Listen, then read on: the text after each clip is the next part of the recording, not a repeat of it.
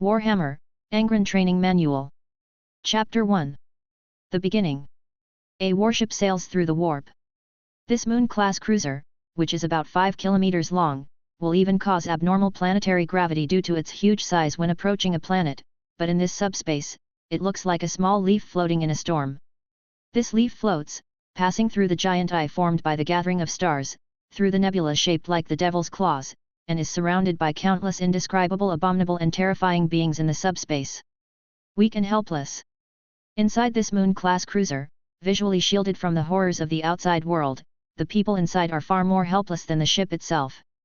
The sounds of countless light and heavy weapons and the howling of some horrific creatures mixed together, forming a melody that made the listeners feel creepy and desperate. The resurrected dead wander around, once diligent slaves fight with loyal soldiers, and creatures called demons can emerge from anywhere and slaughter every creature they see. At this critical moment of life and death, everyone on the command deck was in panic. Everyone, including the captain, whether it was the soldiers stationed on the garrison, the lucky sailors who escaped to the command deck, or the officers who were usually arrogant.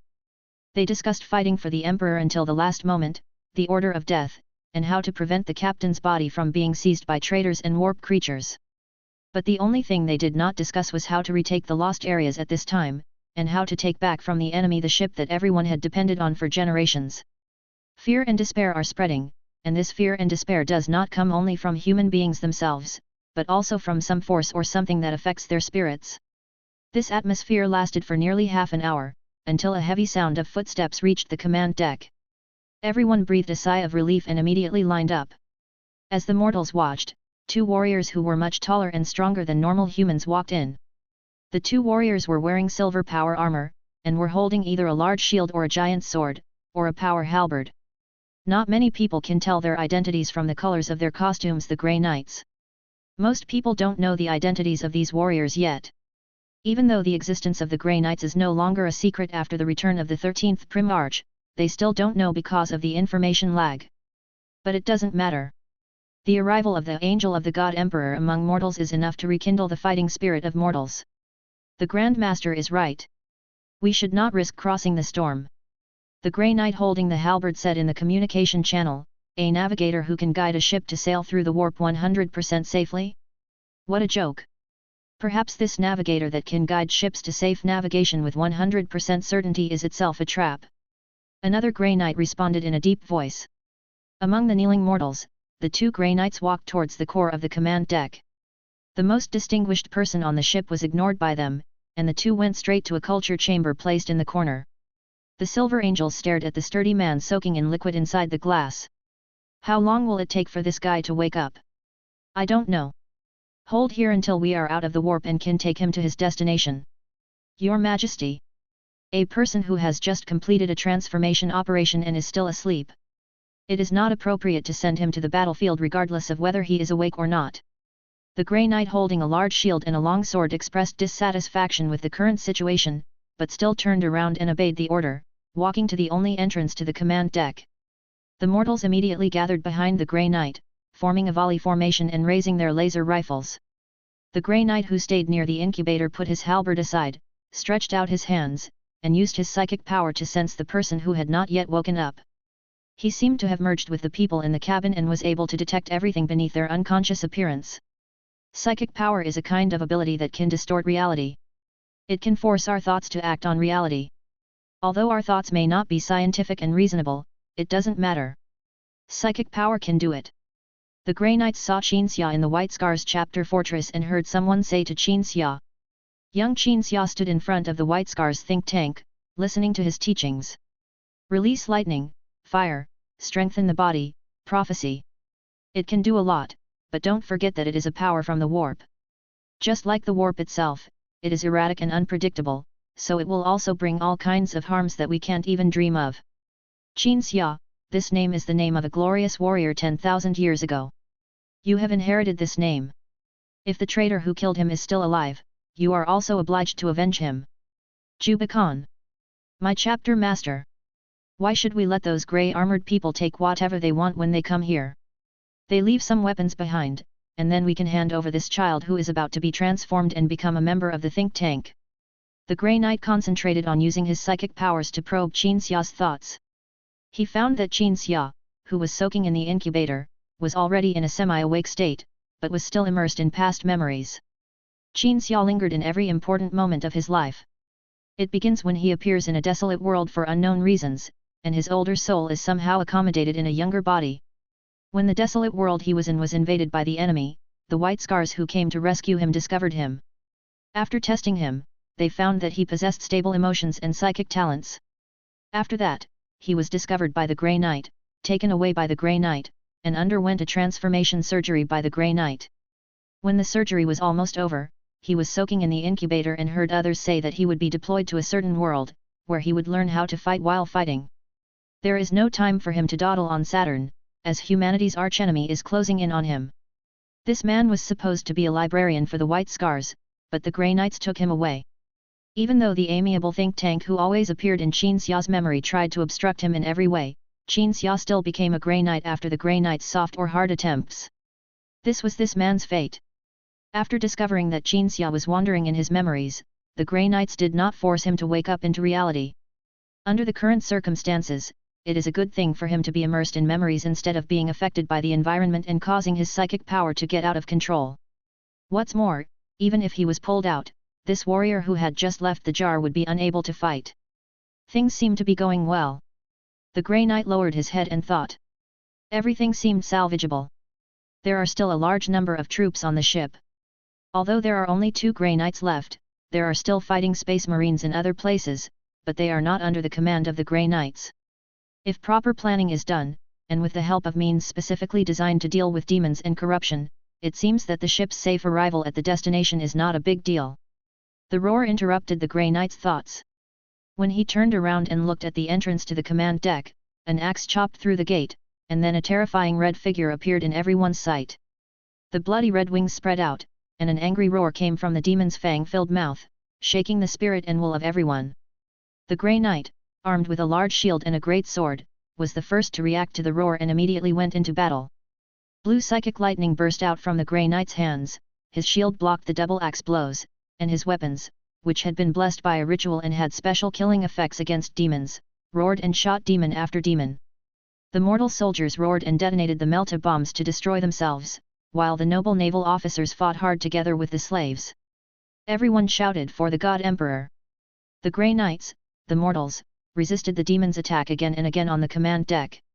Until the last words for the God Emperor became weak, painful, and powerless.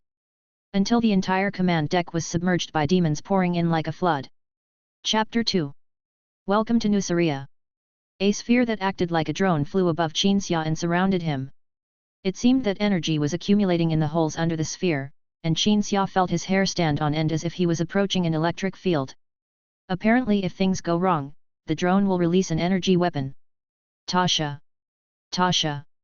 After approaching to within 100 meters, the leader's head popped out from behind the shield bearer, staring at Qin Xia and shouting meaningless words. This is not High Gothic. However, the human empire is huge, and ordinary people in some worlds communicate in local languages, which is not a problem. Qin Xia remained silent, standing where he was, observing and thinking about countermeasures. Qin Xia was not surprised to find that these people did not recognize his sturdy body. After all, the empire is so big that not everyone in every world can see Astartes. But these people must know one thing, and that is the imperial sky eagle emblem. Thinking of this, Qin Xia quickly drew a double-headed eagle symbol on the ground with his feet, and then observed the reactions of the people in front of him. If they were imperial people, they would realize what this symbol meant, and from the many stories about the God Emperor angels told by priests holding up double-headed eagle scepters when they were young, they would deduce the origin of the strong man in front of them who was nearly 3 meters tall. But things didn't go so smoothly. Nearly 100 people looked at the sign on the ground in confusion, unable to recognize what it represented. The leader of those people quickly raised his head, with a look of half confusion and half contempt on his face, and laughed and shouted something whose meaning was unknown. This was an order, and then everyone dispersed and raised their weapons. The technological level of these people seems to be not low, but the level of their weapons and equipment is not very good. Almost all of them use stick-like weapons that release electromagnetic waves. Only the weapon in the leader's hand, which can be seen as a tranquilizer gun, can be considered as long-range firepower. Strange. Qin Xia looked at the people in front of him in confusion, your weapons and equipment don't look like they are for fighting. It looks like you are here to capture something. The people in front of them were unable to answer the question, and since both sides did not speak the same language, the only option was to fight. The drone above his head suddenly released some kind of energy attack, but Qin Xia dodged it before the attack appeared. The dodging movement was so fast that no mortal eye could react to it, except for the leader. It seemed that the observer on the leader's head was effective. His body reacted before his brain did. He judged Qin Xia's dodgy trajectory with incredible accuracy and shot a tranqic dart from the tranq gun in his hand.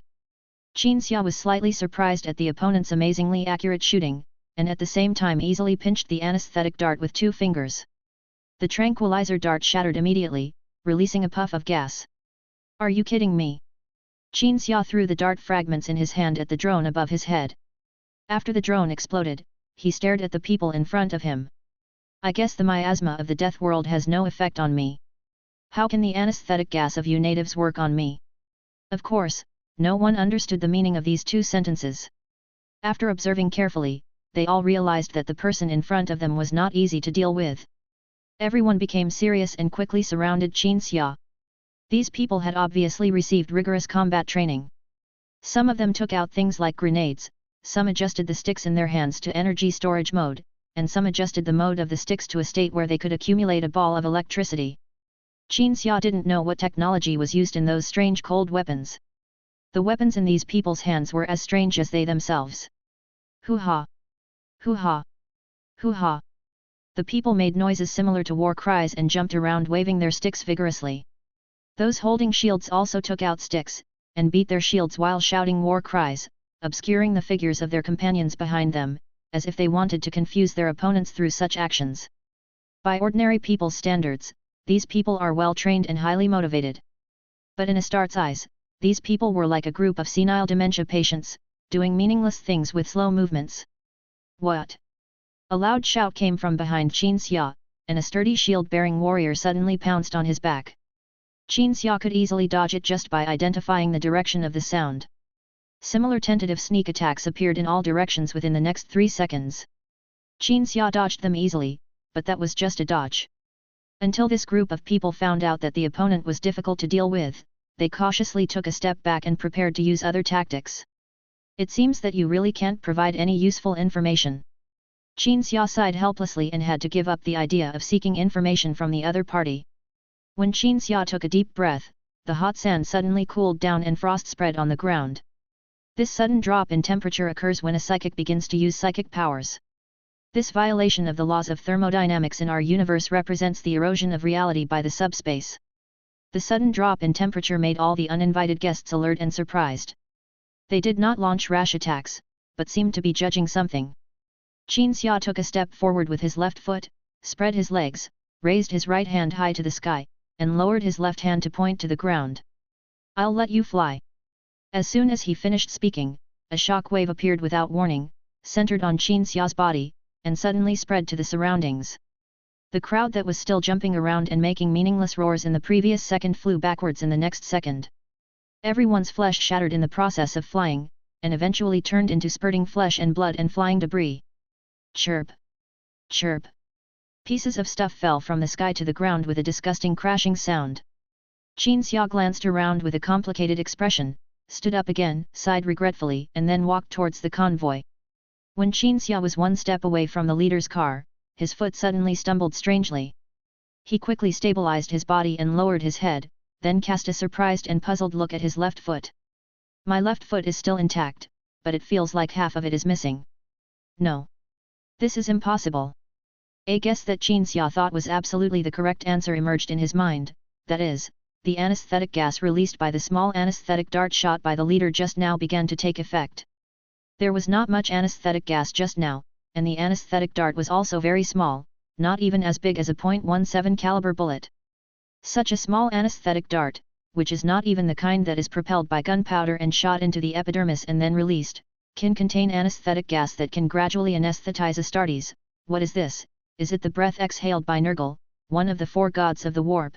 After a brief thought, Qin Xia immediately rushed to the side of the vehicle, pulled down the door and threw it aside, searching the car for anything that might answer the many questions he had, or an antidote to the anesthetic gas. When his hand touched a book, the uncontrollable prophetic ability emerged. The view instantly came to the top of a gladiatorial arena. Many gladiators fought in the arena. Guys similar to the ones who were just killed were trading prisoners with the managers of the arena. On the red sand of the arena, a sturdy boy with a childish face was dodging in fear the sulfuric acid rushing from all directions. Qin Xia suddenly felt that everything could be explained, including the intentions of these people and what the anesthetic gas in the anesthetic dart was. But now it's too late to sort it all out. So, Qin Xia, who was beginning to lose control of half of his body, shrugged, smiled helplessly and muttered to himself. Welcome to Nucria. The last syllable came out of Qin Xia's mouth, accompanied by a muffled sound, and his head smashed a hole in the hood, and the entire anti-gravity hovercraft sank and bounced up again. Chapter 3. Arena. Wake up! Wake up! The calling voice that Qin Xia had dispelled when he woke up for the second time echoed in his ears again. His consciousness gradually returned and his eyes gradually opened. The first thing that comes into view is the stone ceiling. Beneath him was a cold stone bed. Qin Xia turned around and saw a middle-aged man who was extremely strong by mortal standards, with a body as tall and strong as a bear. The middle-aged man was sitting in the corner of the cold metal room, stroking his grey beard. When he found that Qin Xia had woken up and was looking at him, obvious astonishment appeared on his face. Then he quickly stood up, turned around, picked up a cup full of turbid liquid from a broken stone table, and handed the cup to Qin Xia with an eager look on his face. This series of actions and expressions showed the concern and friendliness of this man who was as strong as a bear. Although Qin Xia couldn't understand what he said when he handed him the cup, he could see that this bear-like man in front of him had a kind heart. Faintly, Qin Xia's psychic talent also told him his judgment of the man in front of him. I don't understand what you are saying. Qin Xia pointed to his ears and shook his head. But he had a way of understanding the language of the man in front of him, and everyone else. Please sit down. Qin Xia said.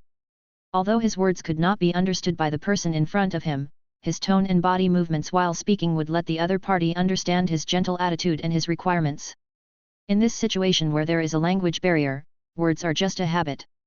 As Qin Xia patted the floor in front of him, the friendly middle-aged man who was as strong as a bear sat down without knowing why. The two sat facing each other. Qin Xia raised his right arm, pointed at his right arm with his left hand, and looked at the person in front of him with an inquiring look. The latter's expression and eyes were equally puzzled, but he could feel that Qin Xia should be a gentle person, so he raised one eyebrow and nodded in confusion. Qin Xia put his hand on the middle-aged man's head. Grown-ups. As Qin Xia began to search his memory for things he would need, a conversation lingered in his ears. Those were the words he exchanged with the librarian of the White Scars chapter. If we need to communicate with the locals when we are on a mission, but the official language of the Empire is not popular there, what should we do? This is Qin Xia's problem. You think too much. Don't worry about the translation. We have plenty of ways, whether it's translation devices or guides. If you really have no other options, just use your brain, but don't do it unless you have no other options. This is the think tank's answer. Then the librarian added, I can teach you a method that belongs to us psychics, if it can make you feel at ease about this issue. Qin Xia recalled the conversation and the methods the think tank had discussed. This is a method similar to reading your brain. Psychics have different talents, and the specialties that their talents bring to certain areas are also different. Some psychics are good at prophecy, and some are born with the ability to read other people's minds. Qin Xia couldn't read people's minds. In fact, he didn't know in which field his psychic talent was good, but he could learn, and he had a strong learning ability.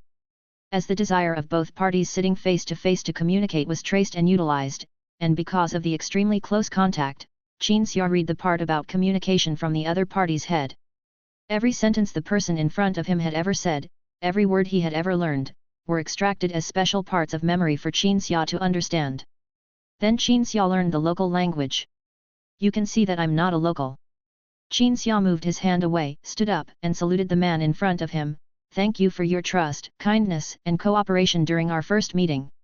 Otherwise, I would not be able to master your local language. I can see that you are a wizard. The man stood up, smiled and shook his head. No need to thank me, we gladiators have to help each other, otherwise we won't be able to survive in this damn place for half a day. Qin Xia nodded and looked at the man in front of him again. Oh no, Mamos. The man introduced himself. Xia tilted his head slightly when he heard the name. He felt that the name sounded so familiar that he was so lost in memories that he forgot to tell the other person his own name. Perhaps it was not the first time that Ono had encountered someone who seemed unwilling to introduce himself, or perhaps he could empathize with the vigilance of people in trouble, so he did not ask the other person's name, but turned around and motioned Xia to follow him. The two left the cave-like room and came to a larger cave. Men and women in tattered clothes were scattered throughout the cave. Some of them looked at Xia's physique with vigilance and curiosity, some cast kind glances, and some cast bloodthirsty and hateful glances. I was surprised when you just woke up because you are the only one who was drugged and caught here and woke up within a day. You didn't understand our language before, so the slave-catching team that captured you probably couldn't tell you what you were captured for. Ono walked ahead and came to the barred window in the north of the cave. This is the arena, and we are all slaves captured to fight. Xia didn't hear a word Ono said. He was thinking about the problems in his mind. He was the only one who could wake up within a day after taking the anesthesia. Xia was not surprised. He had long discovered that when he fell into a deep sleep, there would always be a voice calling him to wake up, even when he was just taking a nap. As for this place, after the anesthetic took effect, after he touched the slave hunting team's things and saw the prophecy, he instantly understood where this place was and what he would encounter. This is a place called Nucria. The Nucrias were very fond of gladiatorial combat and would capture slaves and send them to the arena. The caravan we encountered earlier was a professional slave-catching team that captured people and sent them to the arena. As for why the anesthetic would work on an Astartes, let alone an Astartes, even a primarch would still be knocked out by the anesthetic if he was injected with Nucria. Xia didn't care about what Ono said. He only had two questions that needed to be answered. 1. Enemamus. This name sounds familiar, but I just can't remember where I heard it. 2. The slave hunting team that I encountered before had been killed by me, so how did I get sent to the arena? At the moment of falling into coma, Xia still hoped that he would wake up in the desert instead of waking up directly in the arena. I can't believe that you are such a strong man, and a wizard at that, but the slave-catching team that sent you into the arena didn't even have a scratch on their skin.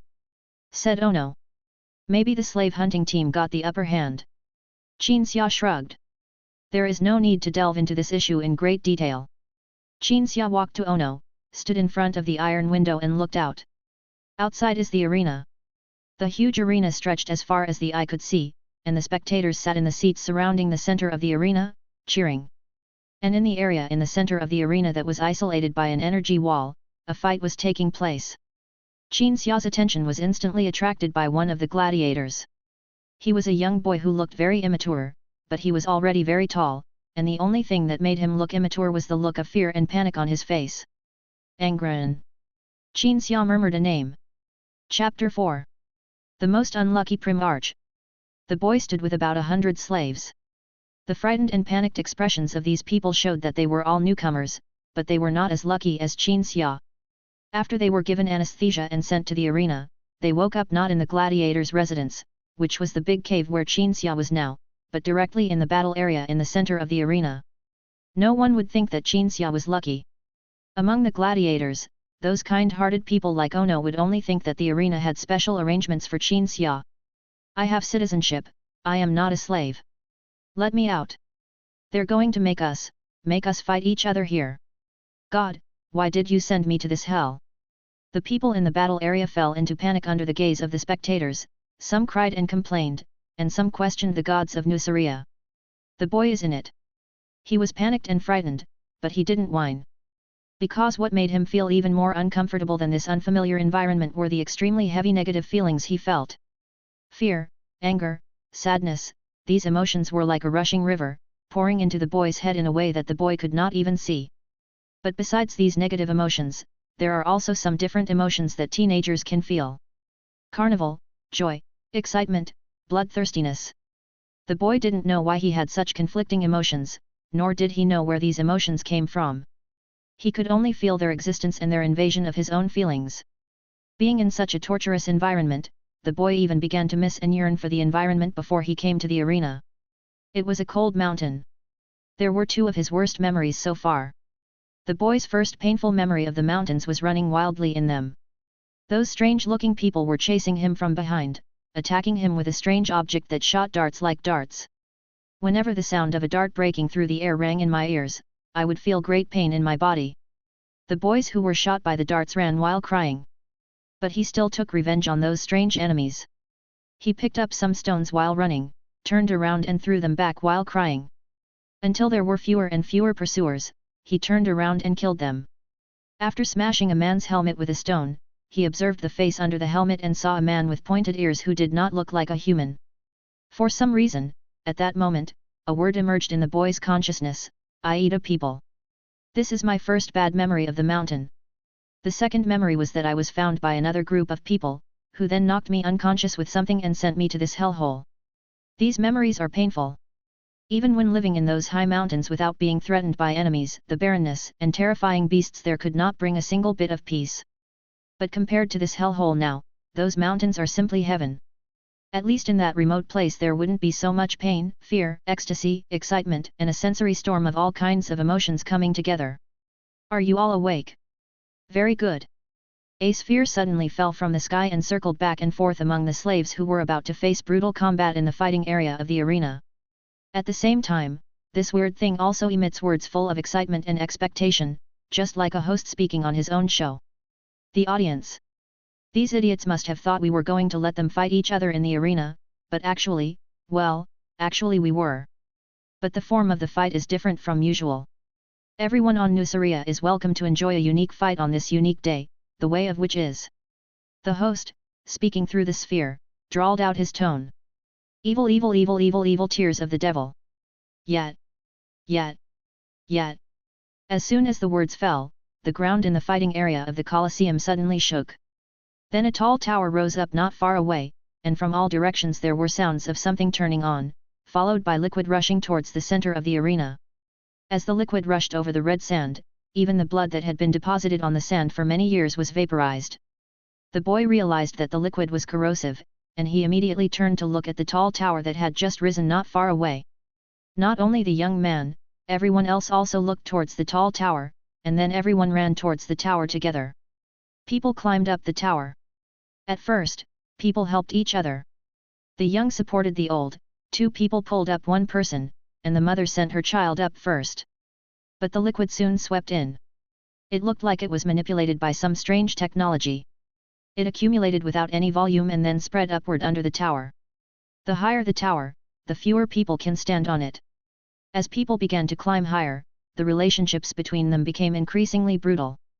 From helping each other to shouting and spitting at each other, to pushing each other, and then to deliberately pushing each other into the liquid below, watching some unlucky guy vaporize in an instant with a cruel smile on his face.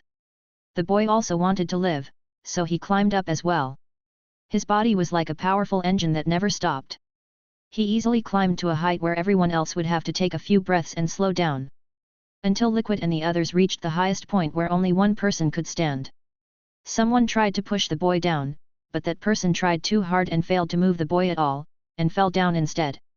Whenever someone dies or feels desperate in a desperate situation, the boy feels the same way, but he wants to live, and the desire to survive forces him to fight back. The boy started fighting with the others. He didn't want anyone to fall into the liquid and be corroded by pain, so he adopted a simpler and more direct method to end the pain of others. Smash the head with one punch, break the neck. Until finally, the young man was the only one left at the top of the tower. The liquid stopped spreading and the audience's cheers reached a climax. People were celebrating and cheering for the winner. The boy felt many emotions of excitement, admiration, and praise. Those emotions, which clearly came from vicious people, diluted the pain he had felt before, so his sadness gradually dissipated. He just looked at the audience in confusion, not understanding why those people felt happy to see others die. Oh, look, here comes the final winner. The sphere floated to the boy's side. This is the prince from the mountains. This is the slave who is considered to have the best chance of winning this fight. Those who bet on him wisely earlier, those who bet on others and missed out on the prize, sorry, I don't have time to congratulate or console you for now, because now I want to hear the winner's declaration. The sphere flew directly opposite the boy. Lights descended from the sky and gathered on the boy. Tell me, tell us, shouted out loud, what is your name, Prince of the Mountains? The boy was silent. Well, he doesn't have a name. How can a mountain savage who was drugged by a slave capture team, a freak, have his own name? Let me name this slave. The sphere danced around Angron. Since you were captured by the Turk family, and considering your performance. As he spoke, fireworks rose and exploded in the arena. A name was shouted out by the host on the other side of the sphere in a roaring voice. Angron. Angron Tark. Chapter 6. Maggot Eyes. Maggot Eyes. In the cave of the gladiator's residence, Anonymous stood by the iron window, looking outside, and said this word to Qin Xia. That drone-like sphere is called the Maggot Eye. Qin Xia nodded. Ono also nodded. The Maggot's Eye, that's the name the gladiators gave to the sphere. Although they didn't know what the host behind the sphere looked like, the gladiators all thought he was a maggot without eggs, so they called the drone controlled by the host the Maggot Eye. Angron. Ono frowned. That child, he seems to be a very sensitive person. He must be terrified. Qin Xia remained silent, staring at Angron. After the host gave the original body a name, the fight was over. The Maggot Eye turned, and the tone of the host controlling it suddenly calmed down. Well, you can go to your gladiator slave kennel now. Leave some time for the cleanup team, okay? The beam of light enveloping Angron changed direction and shot towards a huge gate leading to the gladiator's residence. Ono said in a deep voice, they cheered for our victory, but that was only because we were slaves who posed no threat to the spectators. Even if these spectators went crazy for us, we still couldn't change our situation. Hearing this sensible remark, Qin Xia turned around and looked at Ono in surprise. The man looked big and strong, like a bear, but he was very gentle and his words made sense. This obviously has nothing to do with his age of over 50. Damn slave owner! Ono stopped observing the situation in the arena, turned around and left, not knowing what to do. Qin Xia continued to look at Angron.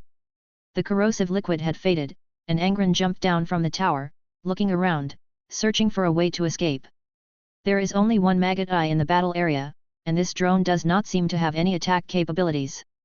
There was no barrier between the battle area and the audience seats, so it looked like anyone with good athletic ability could run across. At least from Angron's perspective, there was no obstruction between the battle area and the audience seats. Angron, overwhelmed by the overwhelming emotions, did not notice the humming transparent energy barrier between the audience seats and the battle area. Angron was planning to run away, back to those high mountains, back to those mountains that were like heaven compared to the Colosseum, even though they left him with 2 bad memories. But just when Angron was about to do this, the massive gate leading to the gladiators' quarters rose. Heavy footsteps were heard from the dark, wide corridor. That was the sound of steel colliding with steel. Pairs of scarlet eyes flashed evilly in the darkness of the corridor. Angron thought it was some monster, he had encountered similar beasts high up in the mountains. But when the owners of those pairs of scarlet eyes walked out of the darkness, Angron was stunned. They were not wild beasts, but robots arranged in neat rows and moving in unison. The robots, about 4 meters tall and numerous in number, were armed with enlarged versions of the electric batons used by slave hunting teams. It seems that our Angron wants to compete with these security robots. The Maggot Eye flew down and landed between Angron and the Iron Men known as the Security Omnics. Cheers of excitement. But then the host's voice turned cold and indifferent. Hurry up! Or I'll let these Omnics beat your ass to pieces. Angron lowered his head and walked towards the gladiators' quarters, stepping into the dark corridor. There were scarlet eyes on both sides of the road. Angron didn't know how many security robots he passed by, and he was secretly counting their number. It was not until he came to a fork in the corridor that he gave up his futile calculations.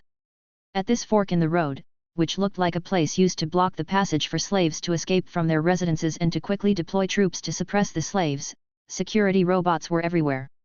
Tireless iron patrols patrol the corridors where no one can hide, and every 3 steps there is a heavy weapon hanging from the ceiling aiming at any creature that walks through. Angron silently followed the Maggot Eye's lead to where he should go. This damn place is really magical. Qin Xia retracted his gaze, sat on a stone in the corner, and looked at the nearest gladiator. Really? The handsome gladiator with fair skin and a collar around his neck shrugged. First time? What do you mean by first time? Qin Xia raised his eyebrows, slightly surprised. Who here can come in for the second time? The handsome gladiator curled his lips, his expression aloof and slightly proud. This is my 3rd time. What? Qin Xia was surprised. I used witchcraft to escape twice. When I was caught the 3rd time, they found that I could use witchcraft to become invisible, so they put this thing on me. The handsome gladiator pointed to the collar around his neck. Then he looked around, his eyes lingering on the gladiators around him one by one. He, for the second time. This lady, for the fourth time. And that strong guy over there, it's his second time too. Listening to the gladiator's words, Qin Xia looked at everyone in surprise. This is both Iron Man and Nucria's black technology. There is even a collar that suppresses Shinik energy. This hellish place called Nucria is already magical enough. To be able to escape from it several times, everyone present must be a tough guy. Don't listen to his bragging. Ono, who had left for some unknown purpose, came back with a glass of water and a piece of dry bread in his hands.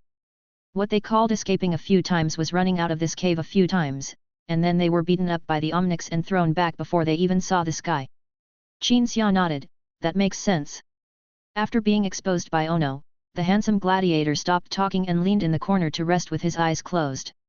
Qin Xia leaned against the wall and looked up at the top of the cave. He suddenly sighed, security, intelligence, anesthetics, and the arena. I have seen the 3 treasures of Nucria with my own eyes. There should be nothing in this damn place that can shock me anymore. The 3 treasures of Nucria, hee. Ono nodded with a wry smile, I can see that you are very optimistic. Qin Xia was about to admit it when the handsome gladiator with his eyes closed spoke again, there are many optimistic people like him, but soon they will become as lifeless as most people here. Qin Xia didn't think so. Finding joy in adversity was one of his abilities, and even the Grey Knight's transformation could not erase his character. While the 3 were talking, the door of the cave opened and Angron was escorted in by the Omnics. After the Omnics closed the door and left, Ono walked up to Angron and handed him bread and water. Eat something. Although you didn't vomit your stomach in the arena like most of us did when we first arrived. Angron looked up at Ono, nodded, and took the bread and water. Under Qin Xia's gaze, the primarch walked to an empty corner, sat down on the ground, and began to eat. Chapter 7. The Primarch's Talent. In the corner, Angron sat alone, eating in silence. There was not even a stone to sit on. Angron sat on the ground, curled up with his knees drawn up to his chest, one hand holding his legs, and with the other holding a glass of water, he washed down the bread in his mouth with water. Although he was in no mood to taste the food, Angron still lowered his head and tasted the bread in his mouth, because it was a new taste for him. This might be the only good thing about the Colosseum, compared to the mountains. Compared to the animal meat and plants mixed with colorful blood, at least the bread in your mouth is still a processed food. After finishing the bread in his mouth, Angron looked up at Ono. No more. Ono shook his head. We will fast for 2 days, and then we will have a good meal before the fight. Maggot I will broadcast our eating experience live then. Angron bowed his head. After eating, the Primarch entered a calm state, but when he calmed down, his perception of his surroundings became stronger. Pain, resentment, desire for freedom, these new emotions emerged in Angron's feelings. He doesn't like to interact with people because when he does, he will have these emotional feelings, and he, who has never received any education, doesn't know how to deal with these emotions. Qin Xia had no idea what Angron was feeling at the moment, he just stared at the Primarch. In the fight called Devil's Tears just now, Qin Xia paid attention to Angron, and then found that joy appeared on Angron's face the moment after his victory. Then the joy on his face disappeared, replaced by Angron's bewildered expression. Obviously, he himself didn't know why he felt sudden joy amid the overwhelming cheers and after a brutal killing. Those were not Angron's own emotions, but those of the audience. The future of this Primarch is a bloodthirsty and cruel murderer, but now he is not. Each Primarch had a gift, and Angron's gift was that he could sense and absorb the emotions of others. But judging from Angron's current state, this talent is a curse to him. How did you learn the language of Nucria? When Angron felt overwhelmed by the negative emotions of all the gladiators in the cave, the sudden question was like pulling him out of the sea and diverting his attention. The Primarch raised his head and saw Qin Xia, who had been staring at him, walked over and sat next to him. Angron noticed Qin Xia's gaze, but he didn't know why this person was paying attention to him. I don't know, Angron shook his head. Maybe it's because I've heard them talk.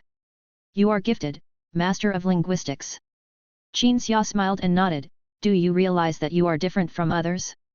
Have you ever suspected that you might be a special creature? Angron was silent for a few seconds, then shook his head in confusion, what's the difference? Nothing. Qin Xia shook his head, this is good. Why did you ask him that? Before he came, you were the unique creature who looked different from the others. The handsome gladiator who was resting with his eyes closed interrupted. Qin Xia ignored this and began to judge Angron's psychology. The primarches were all created by the emperor, so they naturally possessed powerful abilities that ordinary humans did not possess. Angron's ability to learn the Nucria language simply by listening to the slave catchers speak was proof of this. Such an ability might lead to a primarch not considering humans as his own kind. Angron was not stupid, and he should have realized by now that the emotions he felt were not necessarily from himself, so he discovered that other people had emotions like himself and judged them to be of his own kind. This was good, at least Angron would not mistake himself for a wild beast because of his wild life in the mountains. After making a judgment, Qin Xia said, "You should know that survival is a biological instinct. What happened in the arena just now was not entirely your fault." Angron was being eroded by the feelings that had been temporarily dispelled by the diversion of attention just now. When he recalled the previous scene, those emotions such as sadness, anger, fear, and unwillingness rushed over and made him feel painful. "I killed them." Angron shook his head. "I'm not sure if this is real or an illusion. I feel like I can feel the emotions of each of them. When they were killed by me, when they were killed by others, I felt like I was killed myself." Qin Xia listened to these words and recalled what he had seen about Angron before coming to this universe. In the future, the World Eaters think tank Thetis will explore the Primarch's memory, and then Thetis will discover that before the butcher's nail was struck, Angron would feel excruciating pain every time he killed a gladiator.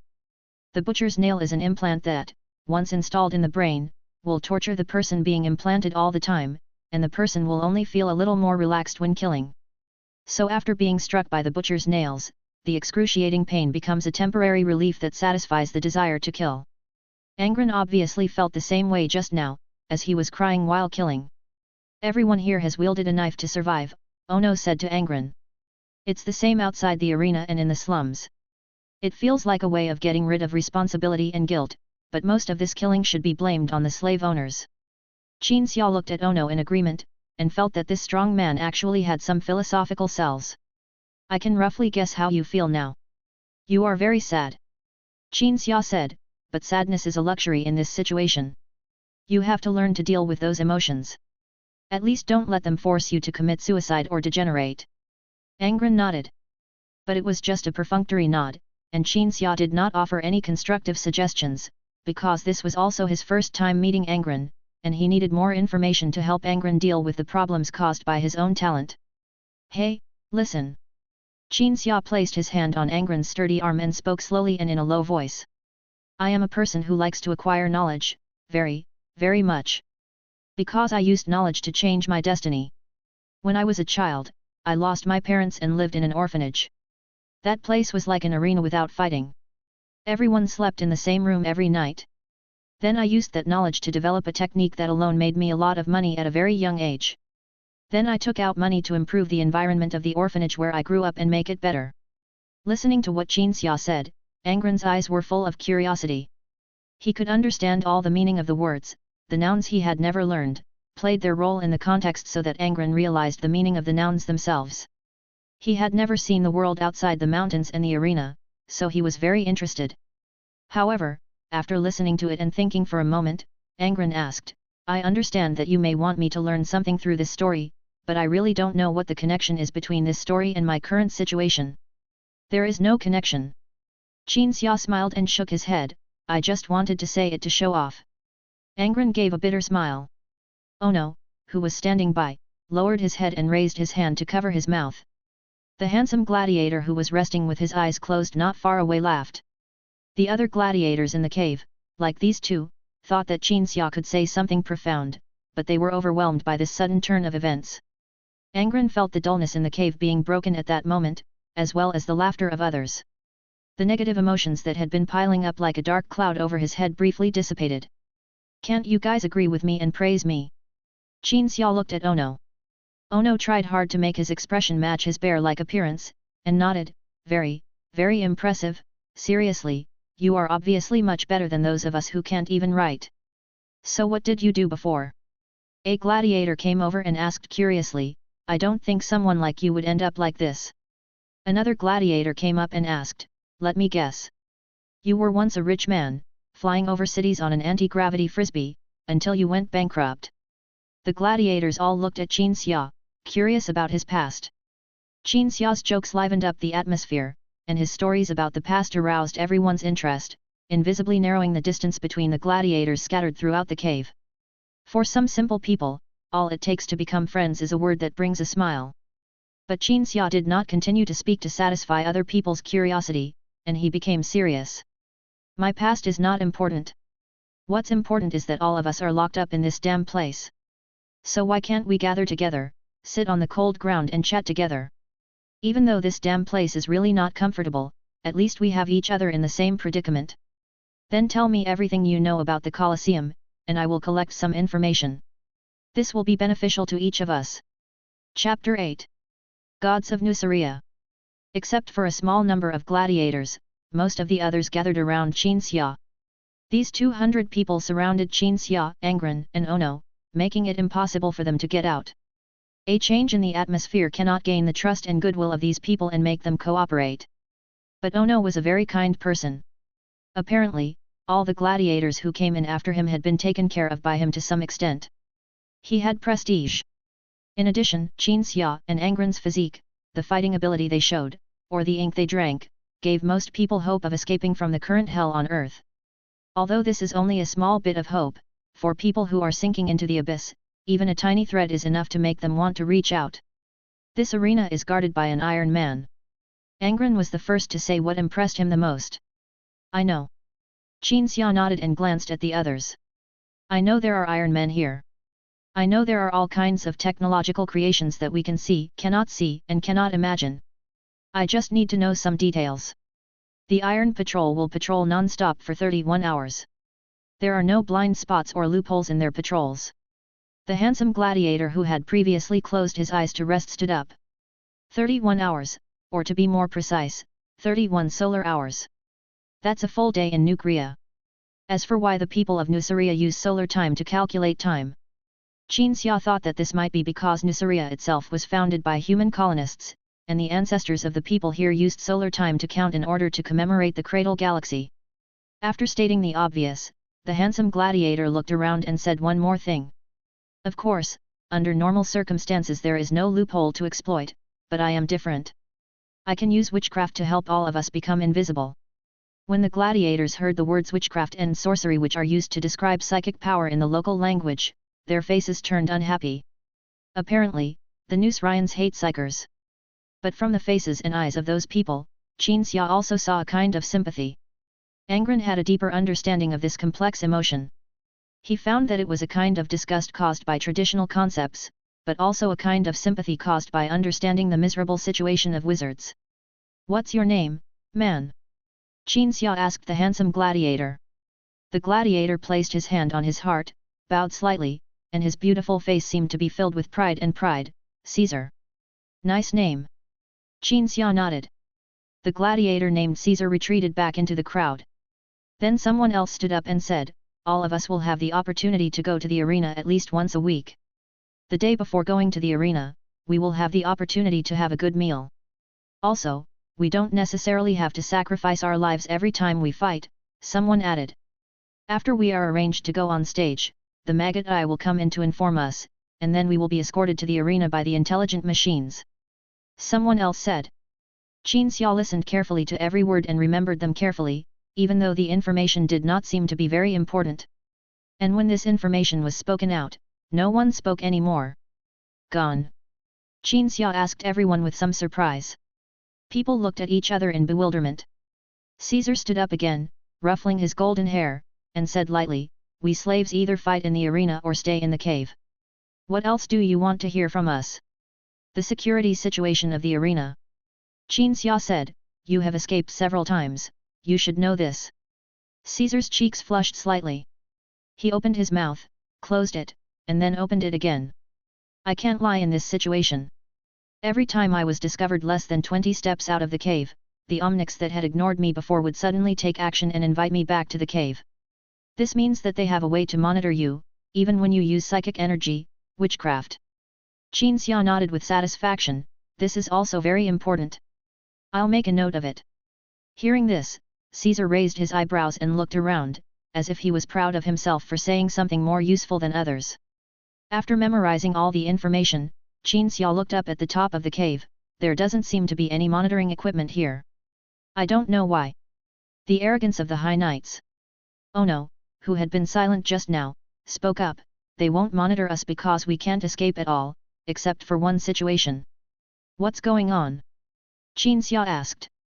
Ono groaned, touched the back of his head, and said a little embarrassedly, on the night of the feast day before the gladiatorial contest, some ladies will be sent to the arena, and then Maggot I will come in to broadcast the gladiators' night.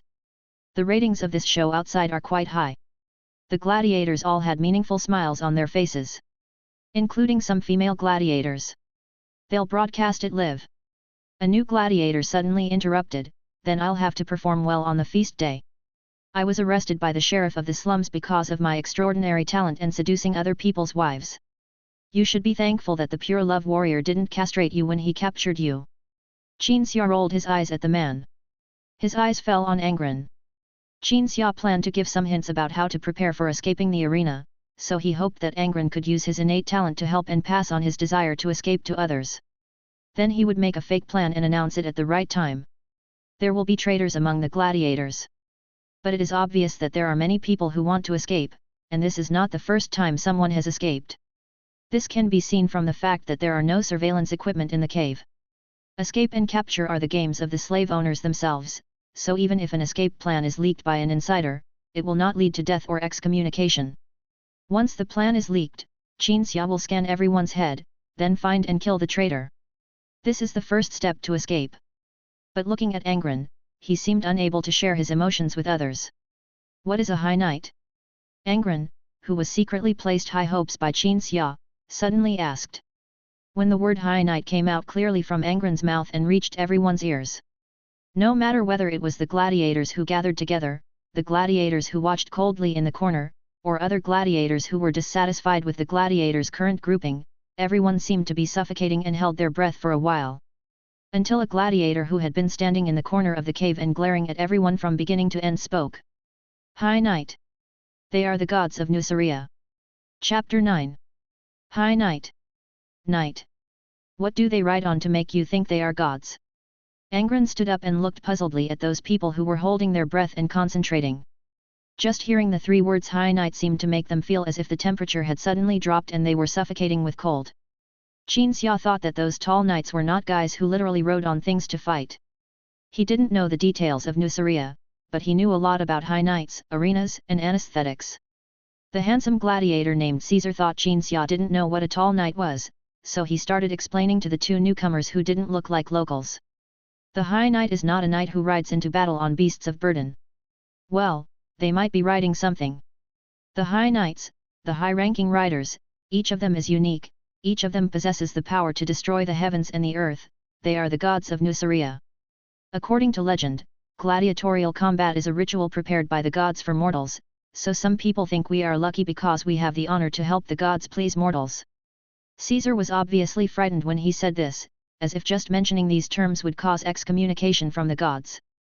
Sounds like the kind of ghost stories I'd hear from my parents if I had them. Angron shrugged. If it's one of those iron guys, I can't imagine how to deal with them, but some mortals who pretend to be ghosts. I'll rip their heads out. Angron thought that the guys who had captured him in the mountains that day were the High Knights. In his opinion, those people are indeed very powerful. But in reality, it was only the slave hunting team that captured Angron.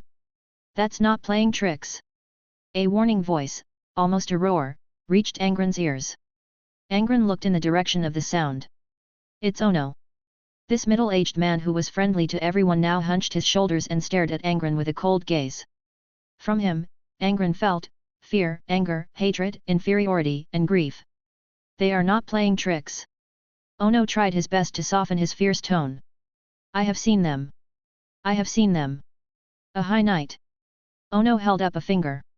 One. Just one High Knight. He fell from the sky, landing among hundreds of warriors. When he pulled out a toothpick-sized thing from his waist, he shook it gently. So many warriors, so many, they were shattered to pieces in an instant. At this point, Ono was trembling all over. In the eyes of others, Ono's trembling is fear, which is a normal behavior. This shows that he at least has a clear understanding of the High Knight. On the contrary, people like Angron who think that the High Knight is playing tricks are crazy in their eyes. But Angron felt that Ono's trembling was not entirely due to fear. This person may have a past that is different from others.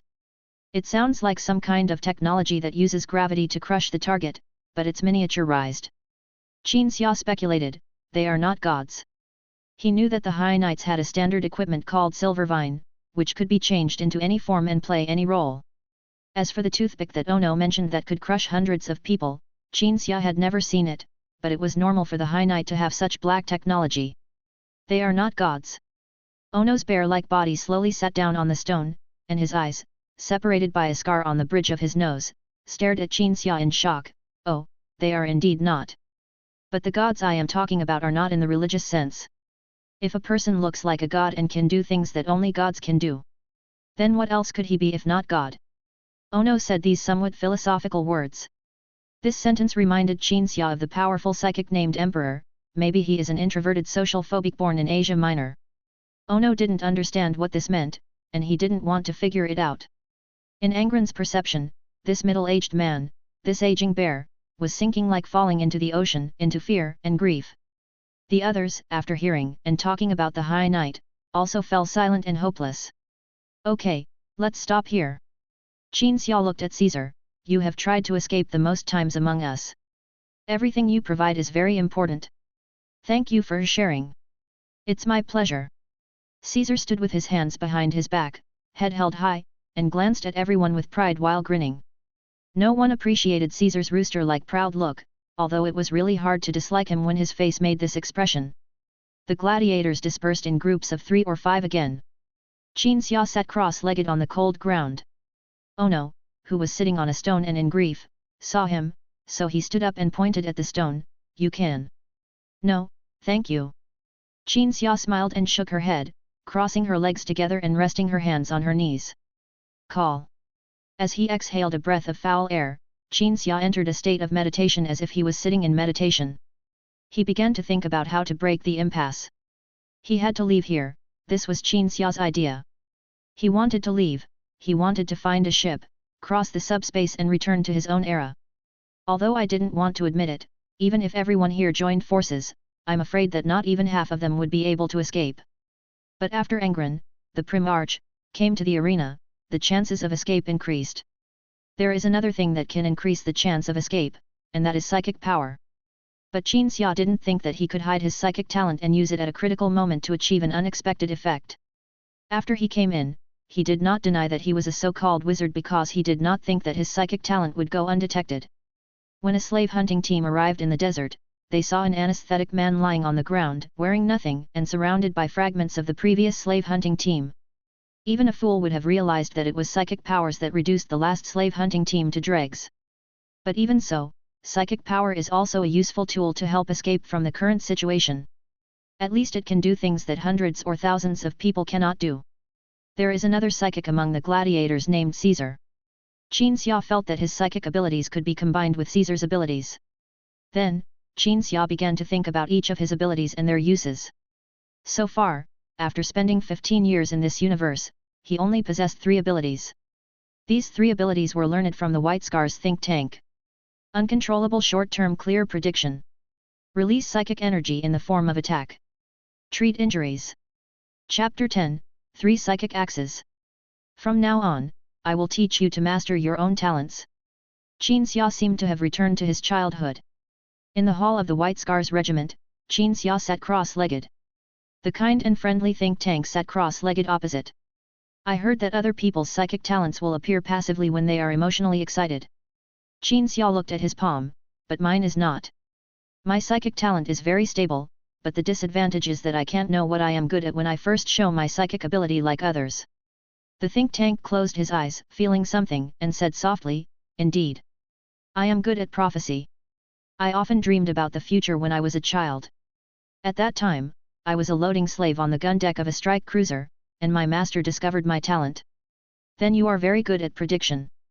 Qin Xia put down his hand and looked at the think tank. I am not. I don't know what I am good at. The think tank took a deep breath and let it out slowly. Then he opened his eyes. The ethereal voice echoed in Qin Xia's ears. What do you want to be good at? You want to be good at using your biochemical abilities to revive the dead on a planet in the moment you lose control of your extreme emotions.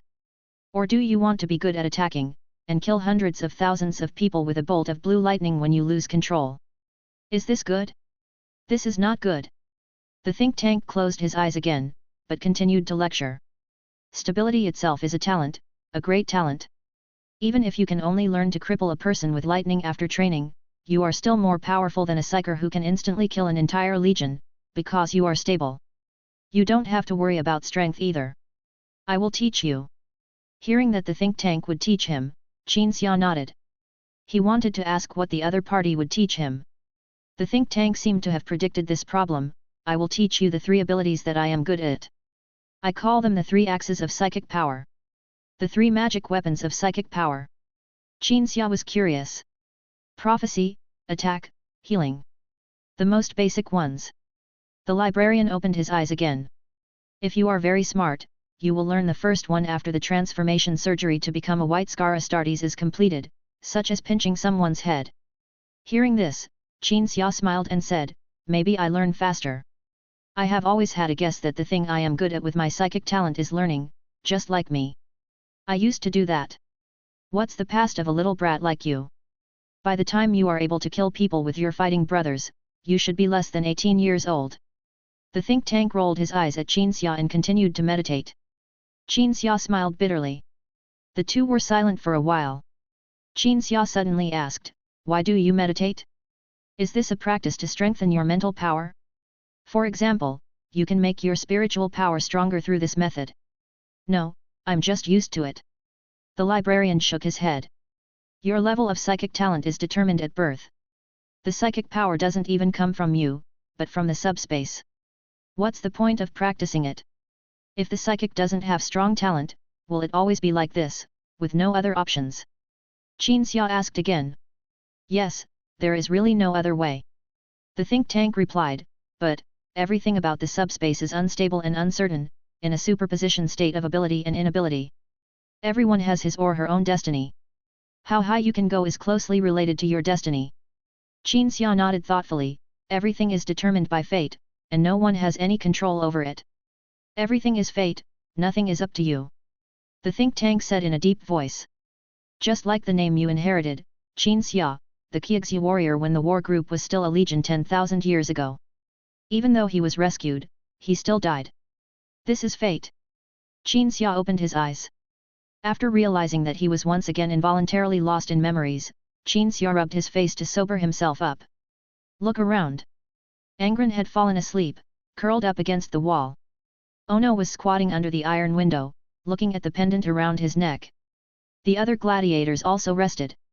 But when Qin Xia opened his eyes, Caesar, who was lying on the ground resting, suddenly opened his eyes, as if he sensed that Qin Xia could be disturbed. Awake. Caesar stood up and walked over, looking at Qin Xia who was sitting cross-legged. How strong are your athletic ability? What kind of witchcraft do you know? Why are you asking this? Qin Xia asked back. You want to run, right? Caesar sat down and looked up at Qin Xia's face. I feel that you should have very strong athletic ability. Every time I run out of the cell, I run slowly outside and then get caught. If it were you, you might be able to act quickly and figure out what security measures this damn place has. When Caesar made this suggestion, Ono raised his head and said, you let a strong man who is nearly 3 meters tall go for reconnaissance. Are you crazy again? No. No. Caesar shook his head vigorously, staring at Qin Xia with crazy eyes. My father said you can do it, he said you can do it, you definitely can do it. Ono was already used to hearing Caesar call him father. This wasn't the first time he'd gone mad. Qin Xia understood Caesar's condition better. That is the reaction after hearing a certain sound. Some psychics are like this, they can hear things that others cannot hear, and see things that others cannot see. Some psychics even regard the emperor as a fantasy object, believing that the emperor is always protecting them and chatting with them. Whatever the cause of Caesar's illness, he was right about one thing. Qin Xia can indeed do it. I can do it. I can move very quickly without making any noise. Qin Xia said. Caesar was pleasantly surprised, you can indeed. That's great, My father is right. Then maybe we can give it a try. Ono stood up and walked to Qin Xia, saying seriously, Caesar does have the ability to get you out of this cave. If you fail, you will be caught like him, because escaping and capturing is a game in itself. Sometimes we will even be deliberately released to escape. That's right, that's right. Caesar nodded repeatedly. Although you have a high probability of not being able to escape, we can at least collect information and accumulate experience. Those damn slave owners will pay the price for their arrogance. After thinking for a while, Qin Xia looked at Caesar and said, Come with me. If you can bring a few more people, we can find a few who are the fastest to go out together. This way, we can collect information very efficiently. Add me in. Ono raised his hand. Count me in. A sleeping blonde female gladiator next to her opened her eyes and raised her hand to sign up. Caesar held up 3 fingers, if you don't include me, I can only take 4 at most. There is one more spot. Qin Xia looked at Angron. Angron, now awake, nodded firmly. Chapter 11. Escape Plan. Caesar walked to the cave's gate. Others who were to take part in the investigation also came closer. Some gladiators in the cave were awakened, and when they saw these people gathered in front of the door, they realized that Caesar was going to add ratings to a program called Interludes in the Colosseum as he had done before. Only this time it's not just Caesar, there are others too. Hey, listen. Caesar motioned for them to listen carefully. I've been out before. After we went out, there was a corridor outside the door. About 100 steps later was a crossroads. There were 2 roads at the crossroads that were dead ends. We had to take the one on the far left. It's just based on experience. Ono nodded with satisfaction. Angron asked, and then? Then? Caesar spread his hands. Then the security omnics will come and beat us up if you are as slow as I am. Caesar's experience only continued to the left road at the intersection. Is there anything else we need to pay attention to on the road? Qin Xia asked. No more. Caesar shook his head with certainty, this is just a corridor. There is nothing in it. It looks like it is made of some kind of metal. Maybe there will be lasers that can cut people into pieces and cover every angle. Qin Xia made a guess, this is a classic routine. Caesar raised his hand, his expression alert, wait, what you said really woke me up. I was wondering why I saw a pile of corpses at the end of the road before. Is it true? Qin Xia smiled. Caesar shook his head to clear his thoughts, then glanced at Qin Xia, Angron, Ono, and the female gladiator. Any other questions? Caesar asked before taking action. Female gladiator raises her hand. Excuse me. Caesar nodded. Why are you so beautiful as a man? The female gladiator put down her raised hand. You look like a sissy who talks a lot of nonsense. The word dissatisfaction seemed to be written on Caesar's handsome face, but out of courtesy, he still answered. Don't underestimate my appearance, you lowly person. It was because of my looks that I was able to rise from the slums to the upper class, but later the person who loved me got tired of me and sold me here. After talking about this painful past, Caesar turned around and walked to the door. This guy had obviously been wearing the collar for so long that he had forgotten he even had a collar that suppressed his Chinook energy. But Qin Xia tore off Caesar's collar as easily as tearing a piece of paper as soon as he turned around. Caesar noticed it at this moment and glanced at Qin Xia, I now know why those guys didn't put a collar on you. As soon as he finished speaking, frost began to spread inside the room. This is a supernatural phenomenon caused by the use of psychic energy. Caesar concentrated on invoking his psychic energy. The highest heaven. Sea of souls. Subspace. The infinite and tremendous power contained in that alien space composed of pure spirit is permeating reality because of the gap created by a psychic in the real world. In 10 seconds, all of us will turn into nothingness, like ghosts. Caesar took the time to turn around and remind the 4 people. Can you stop talking nonsense, wimp? Said the female gladiator dissatisfiedly. I have to remind you, lest you waste time because of being too surprised. Caesar turned around, we can pass through any entity, but don't go through the wall. This cave is several thousand meters below, surrounded by rock formations. You can't let my ability work on you for a long time, you will be superimposed on the rock formations. I'll go out with you. Caesar still chattered on. Qin Xia felt that this might be Caesar's habit of using psychic power. Some psychics would have similar quirks. When we get caught later, you two bigger ones can help me block it. After all, I have made a contribution for all of us, right? Caesar stretched out his hand, and his body began to fade away. But this blurring did not last long. Damn, what's going on? Caesar frowned. Sorry, wait until I concentrate, then we will. Boom. After a muffled sound similar to a watermelon bursting, Qin Xia's vision instantly turned scarlet, and the sticky, wet and hot contact sensation was transmitted from the facial nerves to the brain. He blinked. His vision was no longer a blurry scarlet, and he saw what was happening before him. Caesar still stood up and stretched out his hand, but his head was nowhere to be found, and his exposed arteries and neck formed a fountain gushing out scarlet liquid. The movement from inside the cave seemed to alarm the outside. The cave instantly fell into darkness, and then red lights flashed continuously. The piercing alarm sounded throughout the arena, followed by the sound of heavy footsteps. The Omnic security guards were coming. Hoo-hoo! Qin Xia was stunned and breathed rapidly. He raised his hand to wipe the wetness off his face and put it in front of his eyes. Amid the continuously flashing red lights and piercing alarms, Qin Xia saw that his hands were covered in blood. A piece of unknown object slid down from the ceiling and fell on Qin Xia's shoulder, making a disgusting pudgy sound.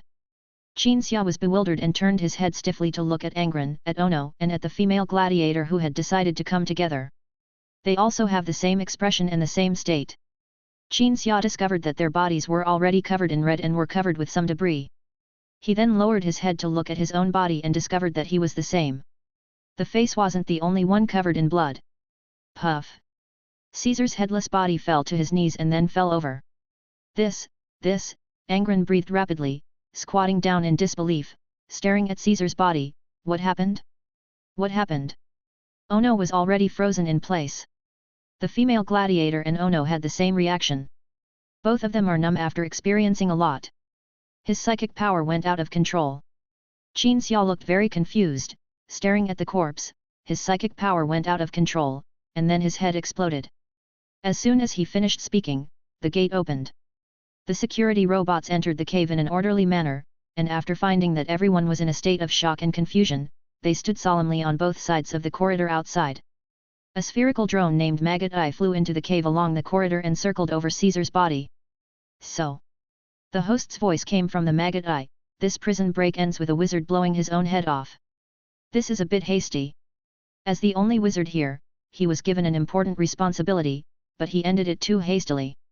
Maggot Eyes began filming everyone's reactions. The host, who is elsewhere, seems to be communicating with a colleague. Yes, rewind the observation device to 2 minutes ago, then record it and broadcast it on the arena channel. The focus is on the gladiator named Caesar, and how he, as the central figure in this prison break, brought this prison break to a dramatic end. Then make a public announcement to clarify the situation and tell those who bet on Caesar and thought he would get away, I'm sorry to disappoint them. Maggot Eye captured everyone's reactions to the failed jailbreak plan, then flew out. The alarm stopped. The lights no longer flicker. The gates crashed down. Only Caesar's headless body remained there, as if as a warning. And at this moment, this warning has an additional meaning for Qin Xia. Chapter 12. The Dangers of Psychic Powers. The body was still at the door. Not all gladiators cared about Caesar's life or death, but Caesar's sudden death still cast a shadow on everyone's hearts, and everyone was more or less sad. After all, in this damn place, a living person might die in the arena, under someone else's axe, or at the hands of some other damn thing. But while he was speaking, his head exploded. This way of dying is so shocking because it is so fresh. Just now, the Maggot Eye seemed to say, that Caesar was the only wizard here. Angron, did I hear wrongly or? Ono stood beside the body and talked with Angron. Angron kept his eyes on Qin Xia, who was huddled in the corner with a dull look, and responded, I am sure that this is what the Maggot Eye said. Okay. Ono nodded. Although we cannot rule out that they are playing tricks, it is possible that people outside really don't know that Qin Xia is also a wizard. I can't understand, how is this possible? Angron did not respond to this sentence. He looked at Qin Xia and felt Qin Xia's emotions. After having non-combat encounters with more people, Angron was quite sure that the complex and contradictory emotions he felt came from others, not from himself. What Angron felt from Qin Xia was confusion, worry, and fear. These emotions from Qinxia were not directly acquired by the primarch's talent, but because they were too obvious, so obvious that they seemed to be written on his face. Angron could see it. Qinxia is indeed like that. After Caesar's death, Qinxia, who was sitting in the corner, was not thinking about Caesar's death, but the reason for Caesar's death because of psychic power. Some people will encounter uncontrollable situations after embarking on the road to heaven, including but not limited to sudden explosions, random release of abilities, and opening channels to summon filthy and blasphemous things. Qinxia recalled what the chapter commander had told him when he was with the White Scars. The road to heaven, this is the name for the warp in the chapter. The think tank explained beside him. I understand. Qinxia still remembers responding to the regiment commander like this. As a time traveler, Qinxia knows the dangers of Shinik power and the subspace better than anyone else in this universe. A full 10,000 years, 10,000 years. From 30k to 40k, everything in the human empire has changed. The only thing that remains unchanged is the vigilance against psychers. Because there is a high probability that psychics will lose control, and loss of control will cause a psychic disaster. Blowing up your own head is only the most insignificant disaster, and the trouble you cause to others is just a matter of wiping blood. The truly terrifying psychic disaster is to summon a warp storm that interferes with intergalactic space travel, or to blow up a flesh gate, opening a passage for the demons in the warp to cross the curtain that isolates the warp and let the demons descend into reality. Use psychic energy with caution, and do not use psychic energy on my warships. The chapter master warned. To put it in an inappropriate way, using psychic energy is like gambling. You bet that you will not cause a psychic disaster. If you win, it's fine. If you lose, you will. Ask the librarian about these things. As the chapter master has warned, the use of Shiniks is a dangerous thing for any psyker. But some things are known, but when you really feel them, they are not that serious. Because every psychic Qinxia met after coming to this universe, including himself, looked quite reliable. These people all used psychic powers, but none of them did anything wrong. Come to think of it, the psychers I have seen are either Astartes librarians of a chapter or Grey Knights. If these people use their psychers to blow up their heads and open their flesh gates, then even psychers with stable psychers will only end up being executed. Isn't Caesar an unstable psycher? Today's real example has once again raised Qinxia's gradually relaxed vigilance towards spiritual power. Qinxia began to doubt and fear his own psychic talent. There was only one way to dispel this doubt and fear, and that was to deepen his understanding of his own psychic talent. Know whether your psychic talent is stable enough to be completely assured. But unfortunately, Qinxia didn't know if he could be completely assured. He only felt that the stability of his psychic talent was just, the probability of others' heads exploding was 90%, and the probability of his own head exploding was 10%. At the root of the matter, Qinxia has not received any systematic training on psychic powers in the past decade. He knew that the Grey Knight mentor had prepared a 60-year education for him, but there was an age requirement for undergoing the transformation surgery, and it was impossible to wait until the education was completed before the transformation. Therefore, Qinxia himself did not have a deep understanding of his psychic talent. He just underwent some inexplicable tests, passed the tests, and underwent transformation. As for further exploration and research, the Grey Knights are also prepared. Qinxia would have received an education, would have been studied one by the mentors and predecessors among the Grey Knights, and would have had a clearer understanding of his own abilities if the ship he was on had not been swallowed by the warp. You comforted me before, now it's my turn to comfort you. Angron came over and interrupted Qinxia's stormy thoughts beneath his calm surface. You come over and say I comfort you, but that doesn't really comfort me. Qinxia looked at Angron. Besides, you don't know what my problem is, and I can't be comforted unless this problem is solved. Caesar's death was random and sudden, but it had already happened, Angron said. Qinxia took another look at Caesar's body and shook his head. I'm not so fragile that I would be depressed after witnessing death. This guy was just trying to help us gather information, and then his head exploded. I have the same chance as him, it's just a matter of probability. Listening to what Qinxia said, Angron was silent. He didn't know what to say to ease the atmosphere, because he could feel that Qinxia's mood became heavier because of the meaningless conversation with him. At this time, Ono came over and said, Can your wizard's talents be trained and explored? I also had a wizard friend who faced a similar situation. Another wizard's head exploded and my friend became terrified and depressed because he also felt that his head would explode. Is there any way to investigate? Ono cast a concerned look. If the result of the investigation is that you might be the same as Caesar, then you really shouldn't use witchcraft anymore. Investigate? There is a way. Qinxia replied, but it's not something that can be done by just sitting cross-legged somewhere, nor is it something that a senior can do for me if he's here. It requires a ritual, a large number of ritual items, and the presence of an experienced and powerful psychic. The detection itself is not difficult to do, what is difficult is to detect safely. Someone needs to make sure I'm protected if something gets to me, someone needs to make sure I'm sane if I lose control. My teacher could have done this when I was little, but he didn't. He thought I should wait until I was mentally mature before doing it. Then I was taken away by others, and then, before I could fully explore my abilities, I came to this damn place. Ono didn't understand what Qinxia said.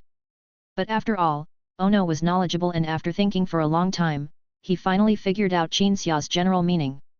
That is, even the act of exploring the ability to use witchcraft is dangerous and requires a lot of preparation. But obviously, this arena does not have such conditions. Chapter 13. Adventure. Speaking of wizards. Ono changed the subject, because no one could give an answer to this topic. Just now, when Maggot Eye came in, he said that the only wizard was dead. It seems that the people outside don't know that you are a wizard. Psychic. Qinxia corrected, and then expressed his opinion, I think he is pretending. I am very sure that people outside will know that I am a psychic. You have never concealed the fact that you are a wizard from the beginning. A psychic. Ono frowned.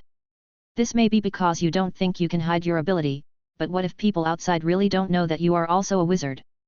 Qinxia and Ono looked at each other, and after 2 seconds of silence, he asked, if you came to a place and found a person and hundreds of body parts lying on the ground, and there was no sign of a long and fierce battle at the scene, how would you think the person lying among the body parts killed hundreds of people?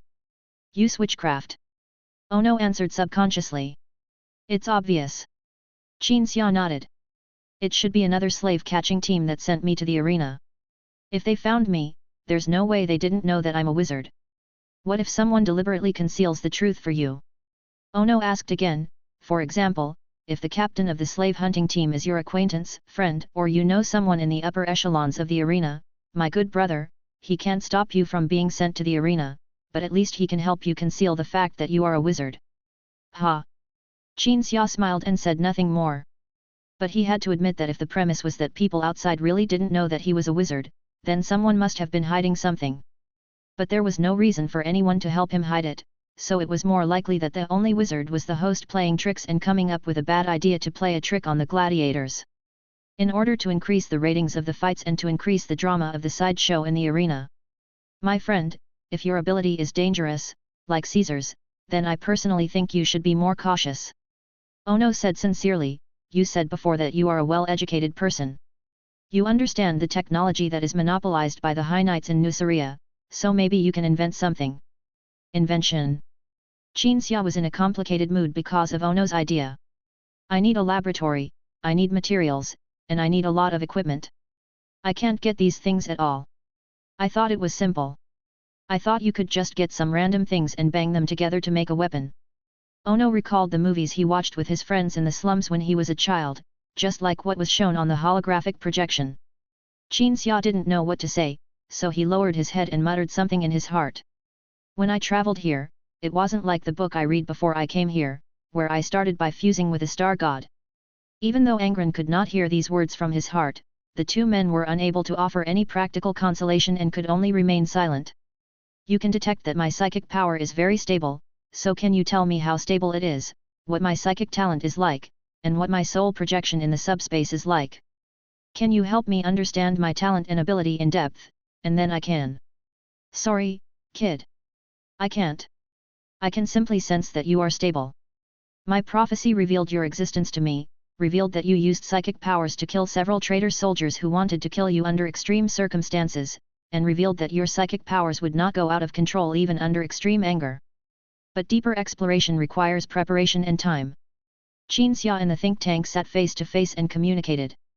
That was when they left on a White Scars cruiser on a planet that had just experienced rebellion. What do we need to prepare? Qinxia asked. A lot.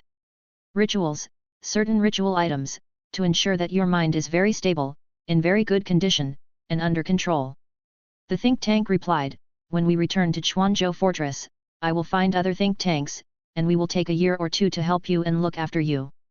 Then we can safely learn more about your talent. After that, the think tank added, from what I know, the Grey Knights should have a better way, but unfortunately we only know of their existence now. If you can join the Grey Knights, you will be able to understand your talents more quickly, but unfortunately you can't join them. Then you said you would teach me how to use psychic power in the future. Qin Xia said, we only know that my psychic talent is stable, but we don't know to what extent, and we don't know anything else. First I will make sure you don't become a conduit for demons to enter reality, because I can kill you before you lose control to that point, the librarian replied. If you learn to use Shinix and your head doesn't explode, then you are qualified to be a librarian. Sorry kid, I don't mean to be so cruel, and I'm not a cruel person. But this cruel screening is not the best, but it is the fastest. This galaxy won't give us much time now. Qin Xia opened his eyes in memories. He just slept in his memories, and although he didn't need to sleep now, there was nothing else to do anyway. Caesar's body was still there. Like a sign that says, psychics will awaken randomly and die randomly. While thinking about where to bury Caesar, Qin Xia looked away. Almost all the gladiators were fast asleep, including the female gladiator who called Caesar a sissy and was covered in blood. Obviously, death, even a very random death, would not keep gladiators awake, because it was too common in this place. Angron had not yet rested. He sat in the corner opposite Qin Xia, thinking about something. And Qin Xia began to think about Angron. The primarch now seems to be in good condition. At least he is normal and not a bloodthirsty madman who picks up an axe and kills everyone without saying a word. This was because Angron had not yet received the implant known as the butcher's nails, and had not yet been afflicted with the butcher's nails' nature of either killing or causing pain. If he stayed in the arena, he would be nailed down sooner or later. Not only him, Qin Xia felt that he would probably suffer the same fate, because the slave owners all expected such a strong and powerful gladiator to put aside all humanity and morals and present the most extreme killing in front of them. The butcher's nail is a magical anesthetic among the 3 treasures of Nucria. Anyone who comes here will be affected by it. My own deep dive into my own abilities. A thought suddenly came to Qin Xia's mind. But soon, this thought was suppressed by vigilance. But the thought was like a breeze, lingering in Qin Xia's mind, accompanied by a series of questions. If we still wait for help from the Grey Knights or the librarians like we did the second time we traveled back to the 30th millennium, is it possible for us to wait until we are nailed? If I don't deeply understand my own abilities and try to figure out more ways to use my psychic powers, is it possible to escape from the arena? Although I was inexplicably sent to the 30th millennium by the subspace, which was 10,000 years earlier than the 40th millennium when I first traveled through time, I was here after all. Qin Xia thought so. If the result of coming here is that 100 years later, there will be a madman beside Angron who can also kill people with nails, then it would be really. Qin Xia began to think about whether he should take the risk. He first suppressed the impulse in his heart and made rational judgment. From the unknown stability of his psychic talent, and the fact that he had never lost control when learning the 3 tricks of psychic power from the White Scars think tank, to the feeling of being at ease when using psychic power. These made Qin Xia think that he might be able to safely understand his own abilities. But even without considering these, Qin Xia felt that he still had to take the risk. The reason is simple: without taking the risk to gain a deeper understanding of one's psychic gifts and without relying on psychic powers, it would be a pipe dream to want to escape from the arena. Qin Xia still remembered the stories about Angron that he had read before he traveled to this universe. Angron's life and death battle with the slave owners on Nucria looked just like the Spartacus uprising. If you didn't know, you would think he was a mortal rather than a primarch. As a result, after being taken away by the emperor, Angron easily tore apart a guardsman. Angron was not weak, but he started in Nucria, a small hell with many evil spirits and turtles. He could not achieve anything just by relying on his physical fitness that surpassed that of ordinary people. For an Astartes who is unable to use his psychic talents to a powerful level, even staying alive is a problem. It seems I have to change my mind. Qin Xia muttered to himself. Qin Xia decided to change his short-term goal from escaping from the arena to exploring his own psychic talents and waiting for the opportunity, collecting information and finding ways to organize more people. If you don't just want to die, you have to realize that the Colosseum is not your biggest enemy, and you can't think that in the world of Nucria, everything will be fine as long as you leave the Colosseum.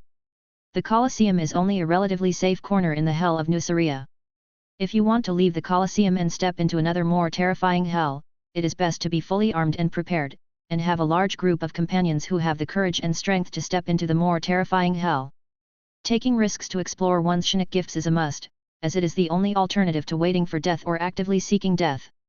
Although this choice is not a 100% certainty of death. Chapter 14. Deep Dive. Shinic power does not come from the Psyker itself, but from the warp.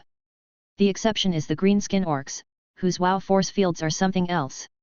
This makes it almost impossible for psychics to continue exploring their abilities without help until they understand everything. As people who use psychic powers, those small fry psychics are purely risking their lives by using psychic powers, and when they die depends entirely on fate. However, gifted psychics still have a rough idea of their own level. But this is vague. Qin Xia does not need vagueness, nor does he believe in vagueness. Just like before he traveled through time and space and his body did not regress back to that of a little kid, the work he did and his talents made him hate uncertainty and ambiguity. Qin Xia needs to understand how stable his psychic talent is, then make a close numerical measurement, and finally come to a scientific conclusion based on rational judgment, so that he can develop, use, judge and be alert to the probability of a crisis according to this conclusion.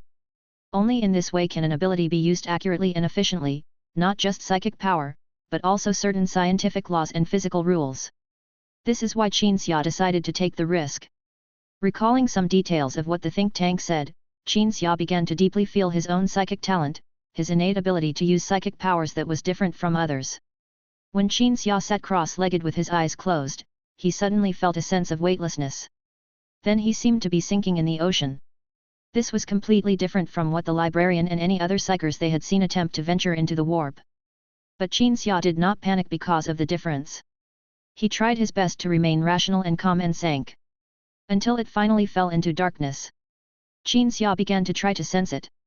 He had one thing in his mind, as if asking some existence, to sense how stable his ability to use psychic power was.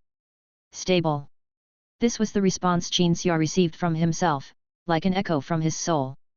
But just like the complex tests and various superficial personal trials conducted by the White Scars think tank and the Grey Knight's mentors to draw simple conclusions, this is a vague conclusion.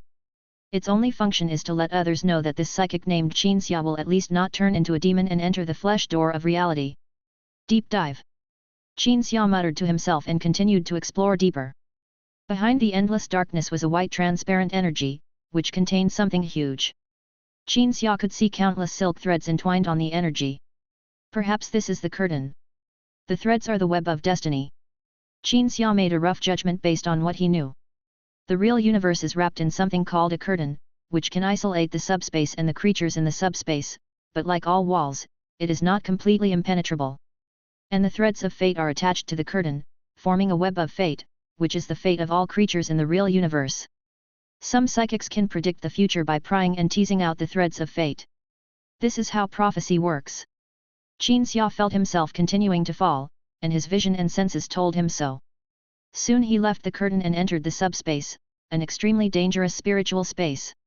So far, Qin Xia is still not sure whether what he saw was an illusion or he really left the real universe. If he really entered the subspace, it would be extremely dangerous both physically and mentally. Qin Xia also knew the danger, but psychic power was the only thing he had that could change his own destiny and, at the same time, change the destiny of a primarch. He had no choice but to do it even though he knew it was dangerous. Whether in illusion or in reality, after going deep into the subspace, Qin Xia discovered that he was not alone in this strange place. He looked around and saw that he was inside something. All around were piles of equipment, control consoles, and beeps similar to those of a submarine sonar. Qin Xia quickly looked around and found that he was actually in a submarine. Beyond the porthole is the subspace. Qin Xia didn't understand why there was a submarine, but this matter was nothing compared to the strangeness of the subspace itself. Nothing makes sense in the warp. The planets overlapped each other, and the nebula-like matter gathered into a giant beast with bared fangs and claws. The star with naked eyes stared at Qin Xia and watched the submarine slowly passing by. There were also countless strange creatures, passing in groups around the submarine. While Qin Xia was observing, some creatures passed through the submarine harmlessly, and then another group of creatures came and began to try to attack the submarine. They banged frantically on the portholes in the hull, but could not break into the submarine. Qin Xia even saw a demon. The demon did not have any obvious characteristics of belonging to any of the gods in the subspace. It roared and attached itself to the porthole, opening its bloody mouth. A man crawled out of its mouth and roared at Qin Xia, but Qin Xia could not hear what it was screaming about. Just when Qin Xia had the idea of expelling those disgusting creatures, 2 torpedoes were released from the submarine's torpedo compartment. The torpedo traveled through the warp, flipped 360 degrees and hit the warp creatures at an incomprehensible angle and trajectory, expelling them instantly. What is all this? Qin Xia was speechless at what he saw. He turned around and walked into the submarine cockpit, sat in the seat, and suddenly drove the submarine as if he knew how to drive a submarine. When Qin Xia wanted to go somewhere else, the submarine started to move to another place. This other place could be anywhere Qin Xia wanted to go. At this moment, Qin Xia had an idea, which was to see what his soul projection looked like. Living things have soul projections in the subspace. These soul projections could be anything. They would show a living thing's inner thoughts, emotions, desires, or some other state, as well as characteristics that even the living thing itself is unaware of. The soul projection of a psyker is the brightest in the warp. When they use Sonic powers, their Sonic projection will be like a beacon. Creatures of the warp are attracted to soul projections and can pose a danger to psykers, which is one of the reasons psykers are dangerous. Qin Xia was driving the submarine, but when he had the thought of going to see his psychic projection, the submarine did not move at all. This thing that protected him did not pass through the demon-infested areas or the giant star with eyes as it did before. Could it be that my psychic projection is this submarine? Qin Xia looked around with deep doubt on his face. Chapter 15. Questions about soul projection. After Qin Xia suddenly thought that the projection of his soul was a submarine, he felt that this was unlikely. He sensed that his body still existed in the real universe, but his consciousness had inexplicably entered the subspace. If the subspace here was not a world he had imagined, but he had really entered the subspace, then he should be able to directly feel the existence of the soul projection. But Qin Xia couldn't feel anything. If he didn't have eyes, he wouldn't even know that the thing carrying him was a submarine. Qin Xia couldn't think of an answer. From the beginning, it was all so different from what he knew, so different from what any psyker he knew of had attempted to venture into the warp. In the end, Qin Xia had another guess, that is, the submarine he was in was just a self-protection mechanism projected by his spirit in the subspace. When Qin Xia was testing it, the submarine changed into various shapes. Whether it turns into a sword, a gun, or even a shield, or a box, it can carry Qin Xia and isolate the subspace creatures. In a spiritual space like subspace, it is not difficult to make your wishes come true. Qin Xia was absolutely certain that this was the embodiment of his own self-preservation thoughts, and not some soul projection or the soul itself. You can feel you're part of the warp in any way you want. Qin Xia recalled the time when he studied with the think tank. I can't feel in any way that I'm bound to anything in the warp. Qin Xia replied. Impossible. Every psychic has a soul projection. This is inevitable. The librarian said, do you think you are a soulless person who can suppress psychic power? Even soulless people have something similar to projection. I have seen that a soulless person looks like a black hole in the psychic field of vision. I really can't feel it. Qin Xia said. It doesn't matter. I and others will help you feel it in the future. Only then can we understand your abilities, said the think tank. Qin Xia focused his attention on everything around him. Now, he was in the subspace and he felt everything. Perceive everything while in contact with the subspace at negative distance. But he still couldn't feel the existence of anything in this subspace. Qin Xia couldn't even feel his own soul, whether in the real universe or here. In the end, Qin Xia could only make one conclusion for the time being, I don't even have a soul projection. This conclusion was so shocking that Qin Xia could only remain skeptical and then think about how to provide more evidence for this conclusion instead of just judging it based on his feelings. He remembered that when a psyker used Sonic powers, the soul projection would shine very brightly in the warp, so he gave it a try. Qin Xia used his psychic powers just like he did every time before his head was blown all over by Caesar, and every time he thought he would not be the unlucky guy. Then Qin Xia discovered that he had actually been using psychic power without interruption. The protection mechanism of the submarine he was in was proof that psychic power was being used. Standing in the porthole and looking out, there are countless shining lights and countless soul projections in the subspace. But with just one look, Qin Xia knew it was not his at all. Really not. Qin Xia could only make the final judgment. It was too unbelievable that a psychic had no soul projection. Qin Xia instinctively began to think and study it. Soon something happened that forced him to stop thinking. The submarine's protective mechanism, which had been maintained by psychic energy, suddenly flickered a few times and then disappeared completely. Qin Xia had a feeling that something was used up, but before he had time to feel this feeling more, countless evil subspace creatures appeared in time and rushed towards the unprotected Qin Xia. But what came before the attacks of those subspace creatures was the feeling of something pouring in. To be more precise, it was absorbing. Qin Xia felt that he was absorbing the subspace, and soon he had a feeling that something was filling it up again, and then the disappeared protective mechanism reappeared, and the submarine appeared again. A huge number of the oncoming subspace creatures collided with the protective mechanism, causing damage. This damage to the protective mechanism is manifested as popping sounds on the submarine's hull and extremely slight cracks in the hull armor. However, the massive subspace creatures took advantage of the disappearance of the protective mechanism and launched a full-force attack, which only caused a slight crack, and they eventually gave up. Qin Xia decided to cancel the operation to go deep into the subspace. He had already obtained information that needed to be carefully thought about and digested. The submarine began to surface. Slowly enter the curtain. Finally, when Qin Xia had a feeling of returning home, he suddenly opened his eyes and saw no longer the terrifying subspace, but the cave in the arena. "Are you okay?" Ono asked with a concerned look on his face. "What's normal?" Qin Xia was confused. Ono did not explain immediately, but looked at Angron. Angron looked at Qin Xia with complicated eyes, then shook his head gently, "Nothing." Qin Xia frowned, with confusion in his eyes. Angron and Ono had complicated expressions and looks in their eyes. It didn't look like they were hiding something on purpose, but more like they were showing concern. Qin Xia, who had just learned a lot of important information, really didn't want to guess the riddle. He didn't worry about the two people's reactions and fell into thinking alone. First of all, although it is shocking that there is no soul projection, it is most likely true. As for the sudden disappearance and reappearance of the protective mechanism in the subspace, and the accompanying feelings of emptiness and fullness, and the feeling of absorbing something. Qin Xia recalled the feeling every time he used his psychic power. He could feel something leaking out of him, but he thought that was normal. After all, in all the things he had read about psychics, psychics would not describe in detail their feelings every time they used their psychic powers. Now it seems that it is the feeling of spiritual energy draining away from my body. Logically, it should exist in the subspace, but the psychic energy called upon by the psychic has leaked out of his body. And the feeling of absorbing in the subspace is like absorbing psychic energy, like charging. Now Qin Xia understood why his psychic talent was stable. Because it was not directly called out from the subspace, but was transferred through the body. It's the difference between touching an electric switch with a rubber glove on and touching high-voltage electricity with your bare hands. Plus, I don't have any soul projection. If there really is no soul projection, and if even the owner of the soul projection cannot sense or find it.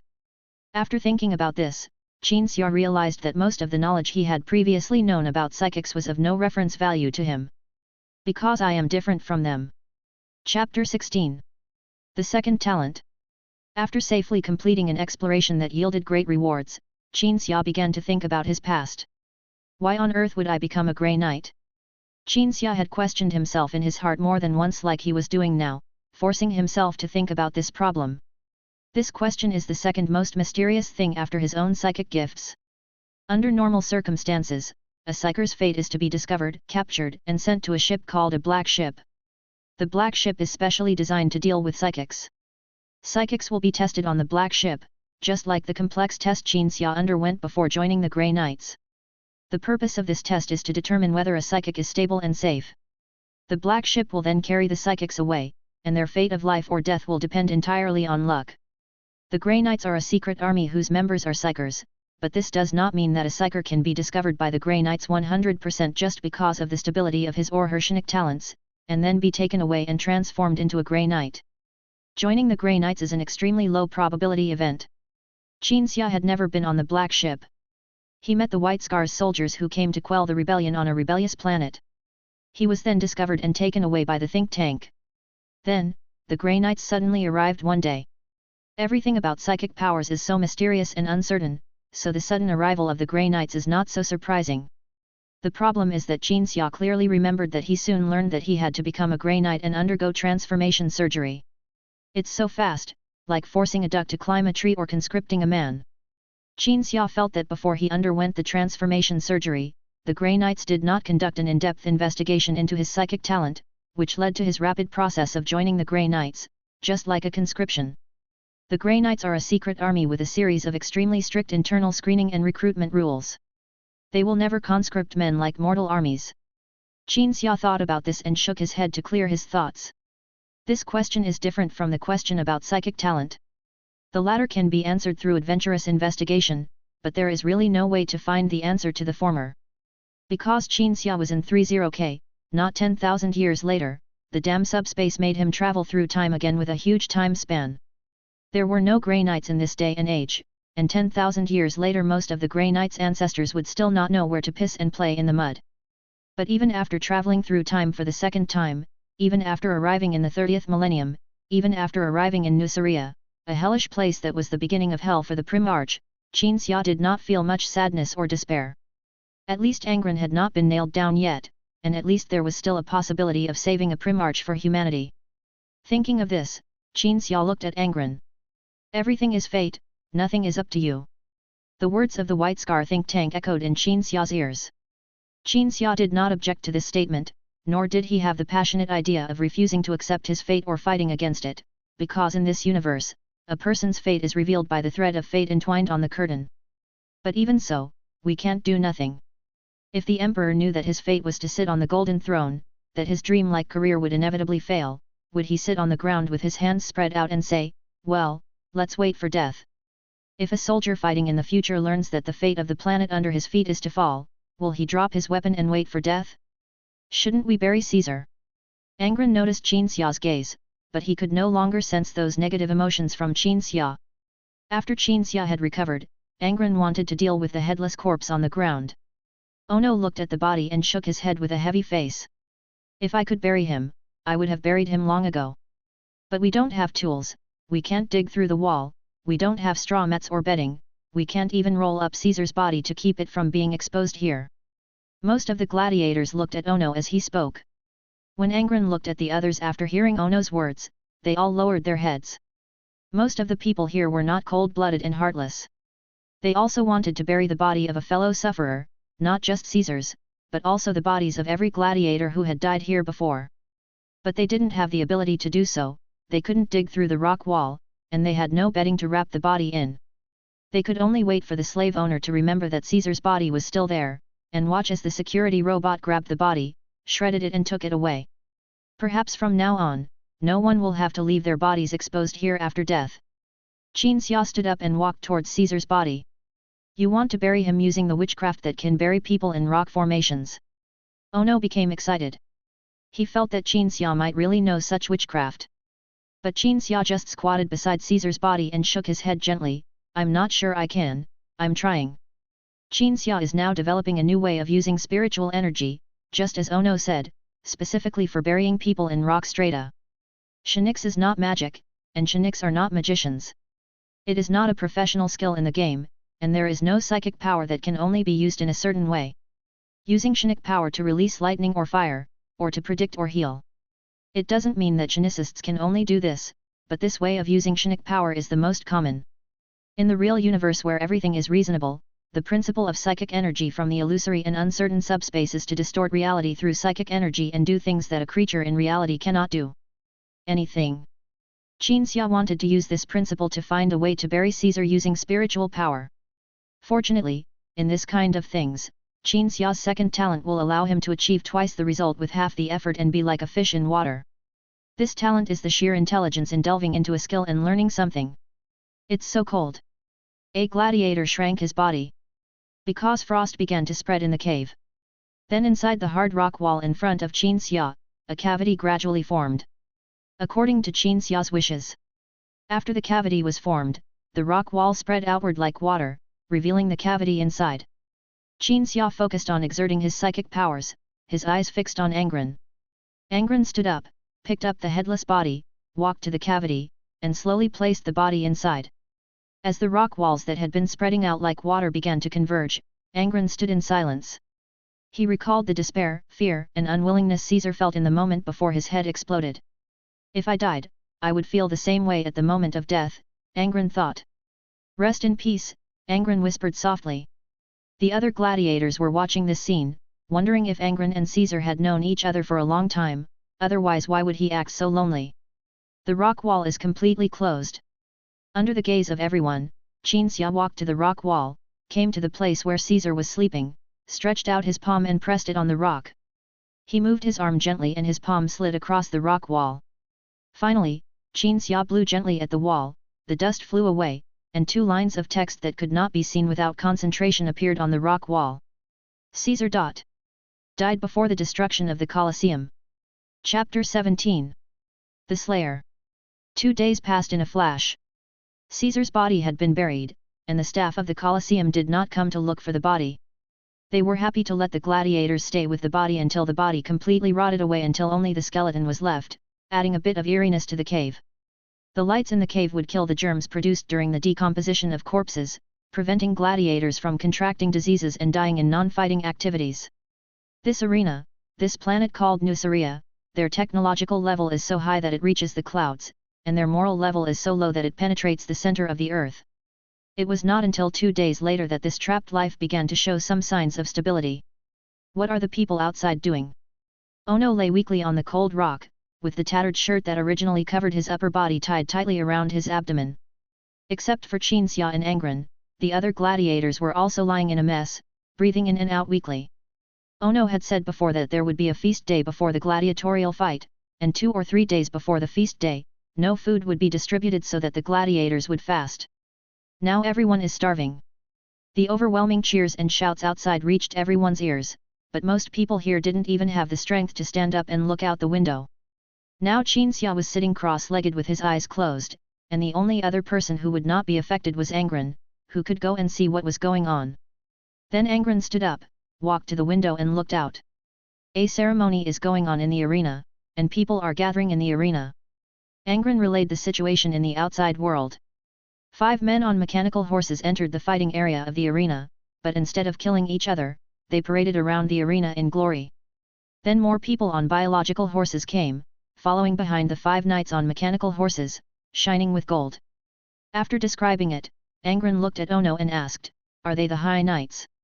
Hearing this question, Ono forced out 2 weak smiles and said, "They are not High Knights. They are here to fight in the arena. I guess they will fight with us in the next fight." Angron tilted his head, obviously confused as to why those horsemen, who were also gladiators, could ride their horses and parade through the streets in a show of force while people like him had to be locked up in the cave and fast. The negative emotions that the gladiators felt when they were hungry caused Angron to feel tormented and painful. They are not gladiators, although they will participate in the fights. As if knowing what Angron wanted to ask, Ono answered directly. Not a gladiator. Angron's eyes showed doubt. They are nobles, nobles below the High Knights.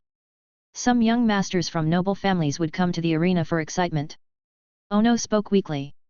Then their families will make them some very powerful armor and weapons, so that the young masters in the family who want to come to the arena together for excitement can form a gladiatorial team. The people you mentioned riding mechanical war horses are probably the noble children of the Tark family, and the knights behind them riding ordinary war horses are their servants. The name of the gladiatorial team of these little bastards is the Untouchable Slayers. After Ono finished speaking, Angron looked out the window with a heavy heart. Qinxia, who was sitting cross-legged in meditation, opened his eyes. Untouchable Slaughterer? What kind of a fucking name is that? Ono could only smile bitterly. The name is indeed disgusting, but they are still the stars of the noble team in the Nucria gladiatorial contest. Qinxia wanted to curse, but swallowed the words back and closed his eyes, concentrating on exploring the use of psychic energy. Why don't the Nucrians resist? A sentence filled with endless doubts reached the ears of the gladiators. Hearing these words, the gladiators turned their gazes towards Angron with difficulty.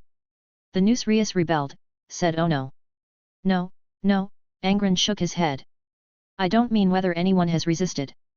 Rather, if the name of the gladiator team formed by the nobles is the Slayers of the Untouchables, and they are so unabashed about it, why don't all the people of Nucria resist them together? Hearing this, even Ono, who was quite philosophical, lowered his head.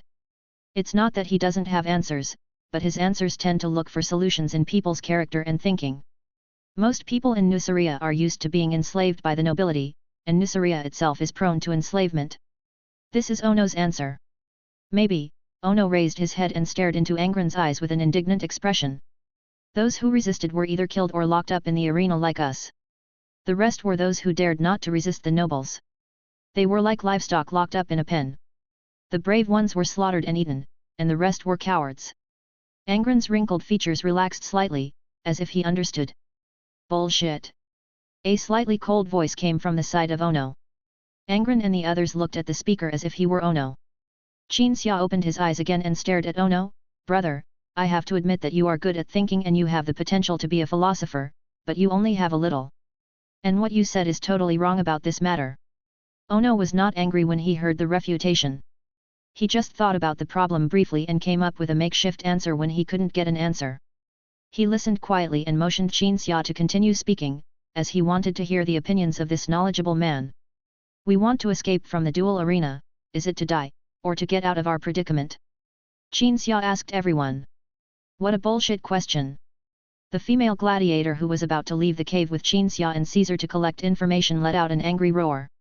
She didn't see the issue as a problem. People are here to get out of trouble, not to die, Honor said. That's obvious, man. So. Qinxia nodded. The High Knights of Nucria have monopolized technology. This world is full of barbarism and ignorance, like a world full of primitive people. However, the technology used by the nobles is so advanced that it makes people despair. The nobles here don't even need a large number of soldiers to establish a military basis for their rule. And Iron Men like security robots will not betray their users, nor will they show mercy. They have become the nobles' most loyal butcher knives. In such an environment, if the purpose of people's rebellion is not to die, but to really change something, then patience and waiting for changes are necessary. This is a matter of material foundation and objective environment. The answer cannot be found from the perspective of personality and thinking. After saying that, Qinxia looked at Angron. Angron nodded thoughtfully. The gladiators were also thoughtful. But for mortals, thinking lasted less than 2 minutes, because the hunger that was about to devour their sanity made their brains only able to maintain basic physiological activities. Chapter 18, Dinner Day. After being hungry for several days, when most of the gladiators were almost starving to death, the day of the feast finally arrived. The gate of the cave was opened, and a large number of security robots holding electric batons entered the cave in an orderly manner. Then the slaves who served the arena but did not need to fight carried long tables into the cave. The long table looked very heavy, but it could be easily lifted by dozens of slaves. The food on the long table alone, such as a whole roasted cow and a large amount of food that Qinxia had never seen before, was very heavy in itself. It was obviously abnormal for the slaves to be able to lift it. And as the slaves carried the long table, there was no sign of the food, wine, or water on the table even shaking. This long table is obviously another high-tech used by slave owners. I'm sorry, gentlemen.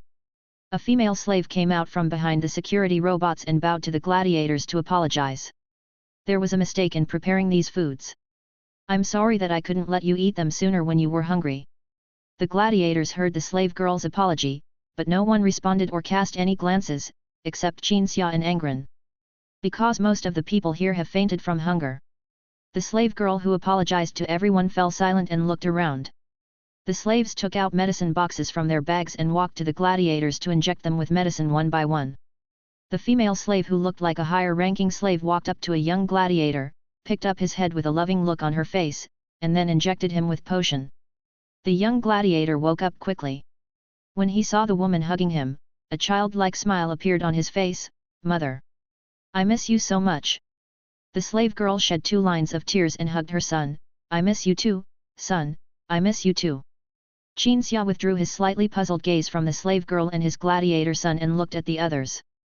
The gladiators who were originally so hungry that they could not move regained their mobility instantly after being injected with the potion, and even their faces looked a lot rosier.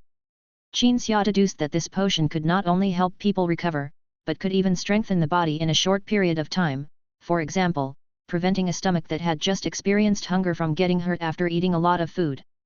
The gladiators jumped up and rushed to the long table filled with food. Angron also rushed towards the long table. The primarches are not required to eat, but they can, and eating serves them some purpose, just as mortals do. Angron's body believed that in this environment it had to store energy by eating, and consume more energy for the rapid growth of its flesh and blood body, so he ran over quickly. "Get lost," a gladiator pushed Angron. "If you eat your big body first, we'll be lucky to get some broth in a few seconds." The gladiator's words won the approval of several people around him, and these people also began to push Angron. "You should get out of here." Angron, who had been in a relatively stable mood in recent days, suddenly roared, grabbed the gladiator who had pushed him first by the collar and threw him more than 20 meters away. Angron was now like a giant beast. The beast's roar and display of powerful strength instantly shocked everyone else. The gladiators retreated in panic, no longer daring to fight for the ball. "Don't let other people's emotions affect you," Qin Xia said, standing behind Angron. Although he did not have Angron's ability to feel and absorb emotions, he could tell why Angron was fighting for food and showing aggression at this moment. Because almost everyone here was greedy for food, and deep down, they all wanted to eat first, and then throw the rest to others after they finished. "But I'm hungry." Angron looked back at Qin Xia, and then reached out for the biggest cake on the table. But just as his big hands were about to grab a whole piece of cake and pick it up, the movement suddenly stopped. Angron turned his head as if possessed by a ghost and looked around at everyone here. The primarch was not looking at each person's face, but rather feeling each person's emotions. Worried that some big guy would eat all the food, worried that I wouldn't get any, terrified that I would have to go to the gladiatorial arena hungry or half full, and then die in the arena. These emotions were also felt by Angron. "I'm very hungry. I don't know why." Angron withdrew his hand and squatted down beside the dining table. "I can live for a long time in the mountains without eating anything, but I'm just hungry now." Qin Xia looked at Angron in silence. He had discovered Angron's greatest problem before the butcher's nails were implanted, and if the butcher's nails were not implanted in the future. This problem is influenced and dominated by emotions. "Excuse me." The slave girl who led the other slaves to bring food held the hand of her son, a gladiator, with one hand, and slowly raised the other hand, looking at the cake. "Can you give my son a piece of cake? This is his favorite." As she spoke, the slave girl looked at Angron. Apparently he saw that Angron wanted this, too, because at first Angron went straight for the cake. Angron hesitated. "The delicacies on this table are not just a piece of cake, are they?" Qin Xia stepped forward and pulled off a half-human high leg from the huge roasted cow-like creature and handed it to Angron, then cut off a piece of cake and handed it to him as well.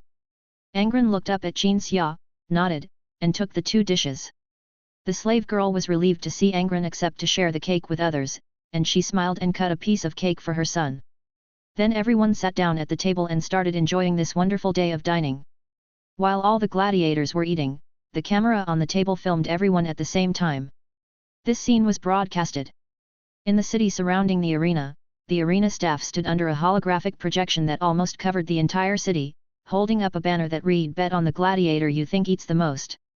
In the nobles' mansions, the nobles sat at the dining table filled with even more sumptuous food, talking and laughing as they watched the gladiators eat, while the food on the table in front of them remained untouched.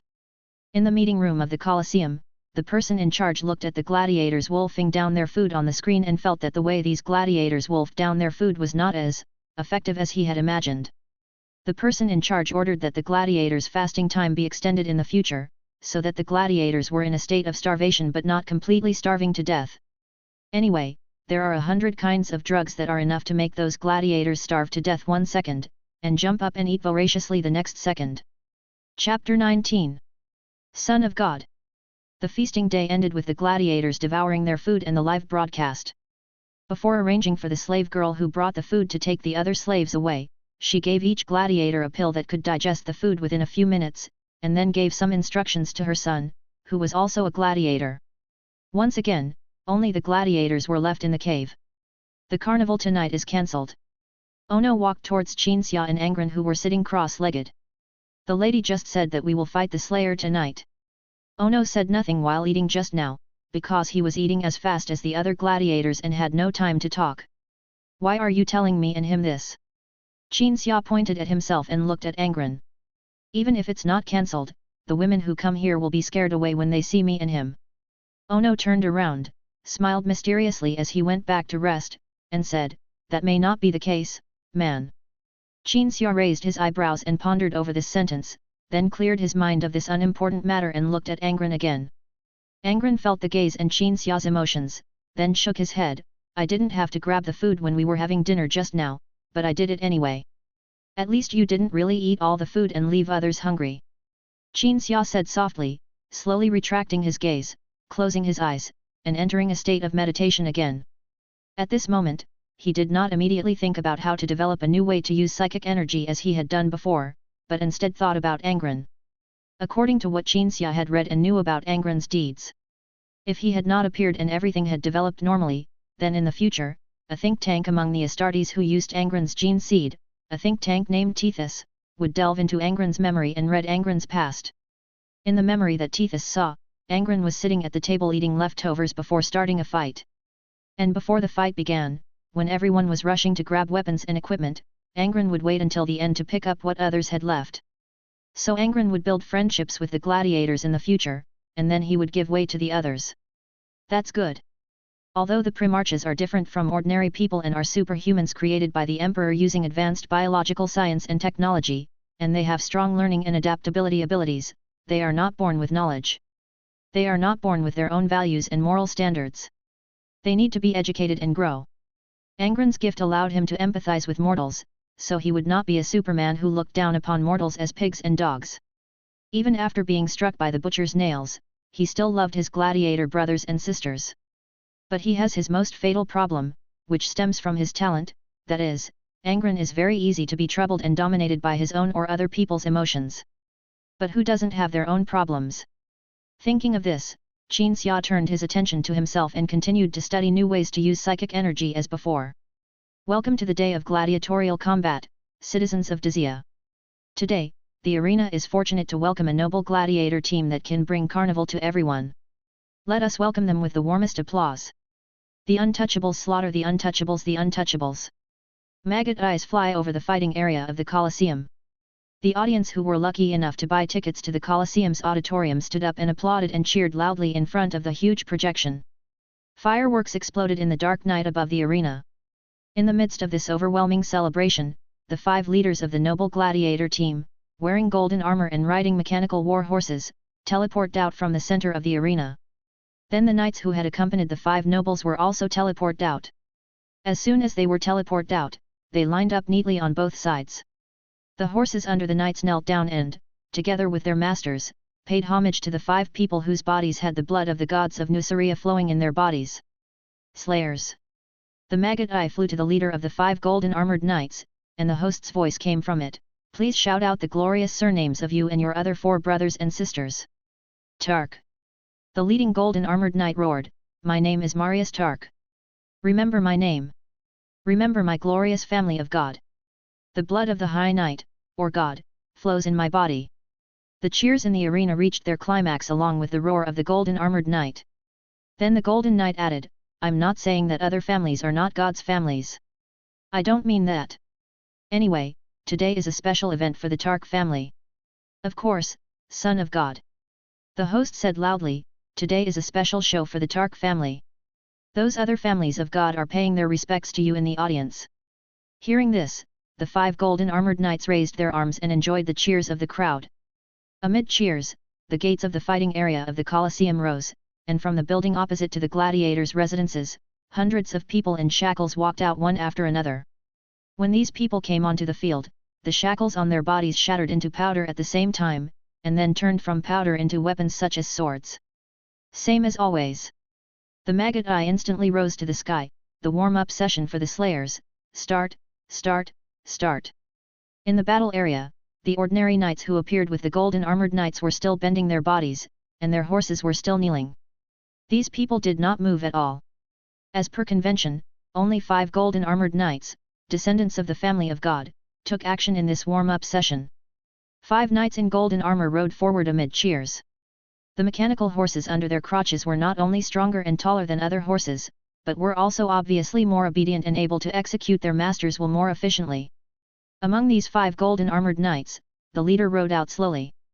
In front of this man, hundreds of people holding swords have realized that they must fight, so they unite together, form a square, and prepare to fight a bloody battle with the enemy in front of them. The 4 knights in golden armor stood still. The leader continued to gallop forward, faster and faster, and finally even took off into the air. The mechanical warhorse under his crotch was obviously equipped with an integrated anti-gravity device. After the mechanical warhorse carried its master into the air, its shell extended and its structure changed, eventually transforming into a giant scorpion. The giant mechanical scorpion fell in the air, flipped and moved the moment it landed, sweeping its tail in a circle. The red sand in the battle area formed a cloud of dust. When the smoke and dust cleared, the ground was covered with debris, and only the mechanical body that was transforming from a scorpion into a warhorse and its owner with shining golden armor on its back stood where hundreds of people had been before. This is the power of God. In 3 seconds, all the rebel prisoners will be killed. The maggot eye let out a thunderous cheer. Chapter 20. Fighting. Those people being used for warm-up are rebel prisoners. Inside the cave, the gladiators who were watching the fighting area cried out in surprise, and then Ono, who heard this, rushed to the iron window, grabbed the iron railings with both hands and looked towards the fighting area. He was not able to see the living bodies of those who were used for warm-up in time, he only saw fragments all over the ground. Ono's eyes searched nervously on the red sand on the ground of the battle area. He found a living person buried under the debris, and the tense and solemn expression on his face relaxed a little. The survivor crawled out, and only then did Ono and the other gladiators realize that he had lost his lower body and legs. The survivors squirmed on the ground. In the eyes of the gladiators, a long red object was dragged under the survivor's waist. After seeing that there was still a living person, one of the slave knights brought by the golden armored knights took action. The slave knight galloped towards the survivors, lance raised in his hand. Damn it! The survivor let out a wail and stopped trying to find a weapon. Instead, he turned around with difficulty and looked at the audience. He took a deep breath. The breath transformed in his angry chest, eventually becoming a roar that rushed out along his neck. I'll fuck all the High Knights' families. The next second, the survivors became corpses hanging on the lances of the slave knights. The slave knights' modified arms easily lifted the lance with the corpse hanging on it and ran across the red sand. The body hanging from the lance was like a flag, a warning. The gladiators witnessed this moment with their own eyes. Some were outraged, some were indifferent, and some even thought this warm-up was pretty cool.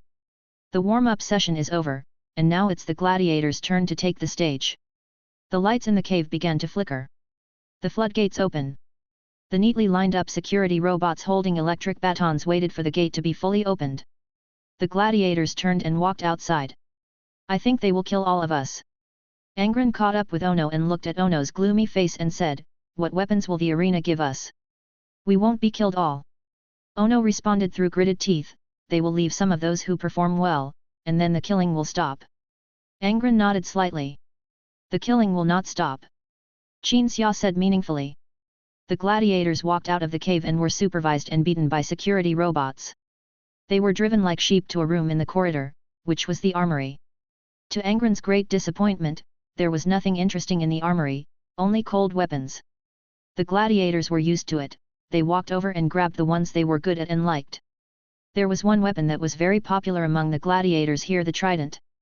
Eventually, all the good weapons were snatched away, not even a shield was left. Angron hesitantly picked out a weapon that he thought was fairly useful, a two-handed axe. Qinxia picked up his weapon after Angron, and he just picked up a sword. The sword looked like a dagger in his hand. After walking out of the armory with Qinxia, Angron kept looking at Qinxia. The primarch saw a quality in this person, humility. But he didn't know that Qinxia was not that humble at all. He just felt that he couldn't use proper weapons. Along with other gladiators, Qinxia was escorted by the security robot to the gate leading to the battle area. The gate slowly rose. Red sand and flying dust appeared in the field of vision along with the light. Finally! Finally! The highlight is about to begin. Let's welcome the gladiators with warm applause. And the promising newcomer who is attracting much attention and has received a lot of bets. Angron. The maggot eye flew above the battle area, and the host's voice was heard. Qinxia stood in the team of gladiators and spoke to them. Wait a minute until the maggot eye's announcement, which sounds like it's peeing on a switch, ends. We all need to gather together. I know that those rebel prisoners were killed instantly because they gathered together, but if we disperse, we will be hunted down one by one like prey by them on horseback. After saying that, Qinxia began to make a more detailed judgment about the enemy he would face next. After hearing what Qinxia said, a female gladiator turned around and asked, "Why should we listen to you? Just because you are so big, you bastard." Qin Xia looked in the direction of the voice and discovered that the female gladiator who refuted him was the one who had been planning to go out with him to collect information, but failed to go because Caesar's head exploded. "What's your name, ma'am?" Qin Xia asked politely. "Crest." The female gladiator replied. "Okay, bitch." Qin Xia looked at Crest and said, "If we can both survive the fight, you must kneel down in front of me to thank me and apologize for your rudeness at this time." Hearing this, Crest rolled his eyes at Qin Xia and raised his middle finger. The gladiators walked out of the gate and entered the battle area under the escort of security robots. "There is red sand under my feet and darkness above my head. In front of them are the opponents that they will face in the next fight." Qin Xia had not participated in any gladiatorial fights yet, and the gladiators did not think they should listen to him, but Qin Xia's words served as a reminder to them not to make bad choices out of fear. They chose to disperse because they were afraid of the lessons learned from the previous rebel prisoners. This prevented them from being killed in one blow by the golden armored knights riding scorpions, but the result of dispersing was that they would be caught up and killed one by one. Now that Angron was present, they could gather together and work together to die in a more decent manner. At least it wouldn't look like hunting. The gladiators gathered together and formed a square. Most of these people had experience, so they knew what to do when facing cavalry, and could influence others to do the same through their actions. After taking some time to form a square formation, the gladiators holding shields raised their shields to form a shield formation. "Use my shield." Ono looked at Angron, who was standing in the first row beside him, and handed him the shield. "This thing doesn't look as hard as my body hair."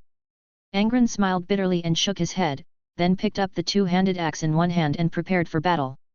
At this moment, Qin Xia frowned slightly, retreated to the end of the team, and protected everyone in front of him. He had his reasons for having to do this.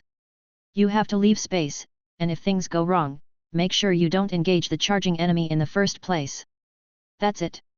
Crest, who was in the front row, held up a shield in one hand and raised his middle finger towards Qin Xia with the other. "Your courage is inversely proportional to your physique." Chapter 21. Total Destruction. On the red sand. A gust of wind swept past, rolling up the smoke and dust. Multiple maggot eyes were filming the fight from various camera angles. The armor of the 5 golden knights gleamed in the moonlight, and the mechanical horses under their crotch were as heavy and huge as a tank. Even the servants brought by the 5 golden armored knights looked majestic. The biological war horses bred through genetic engineering are tall and strong, with bulging muscles all over their bodies. Scalding hot air spurts out of their mouths full of fangs and sharp teeth, and trickles of blood flow along their fangs. This battle has been rehearsed countless times. A group of slave knights rode forward first, gradually lined up in a row while walking, and then rode forward slowly in unison. The remaining slave knights were dispersed to the left and right wings. Finally, the 5 golden armored knights came behind the slave knight and advanced slowly in the safest place in the cavalry formation. The gladiators had already arranged themselves in a shield formation, with the shields stacked up one on top of the other.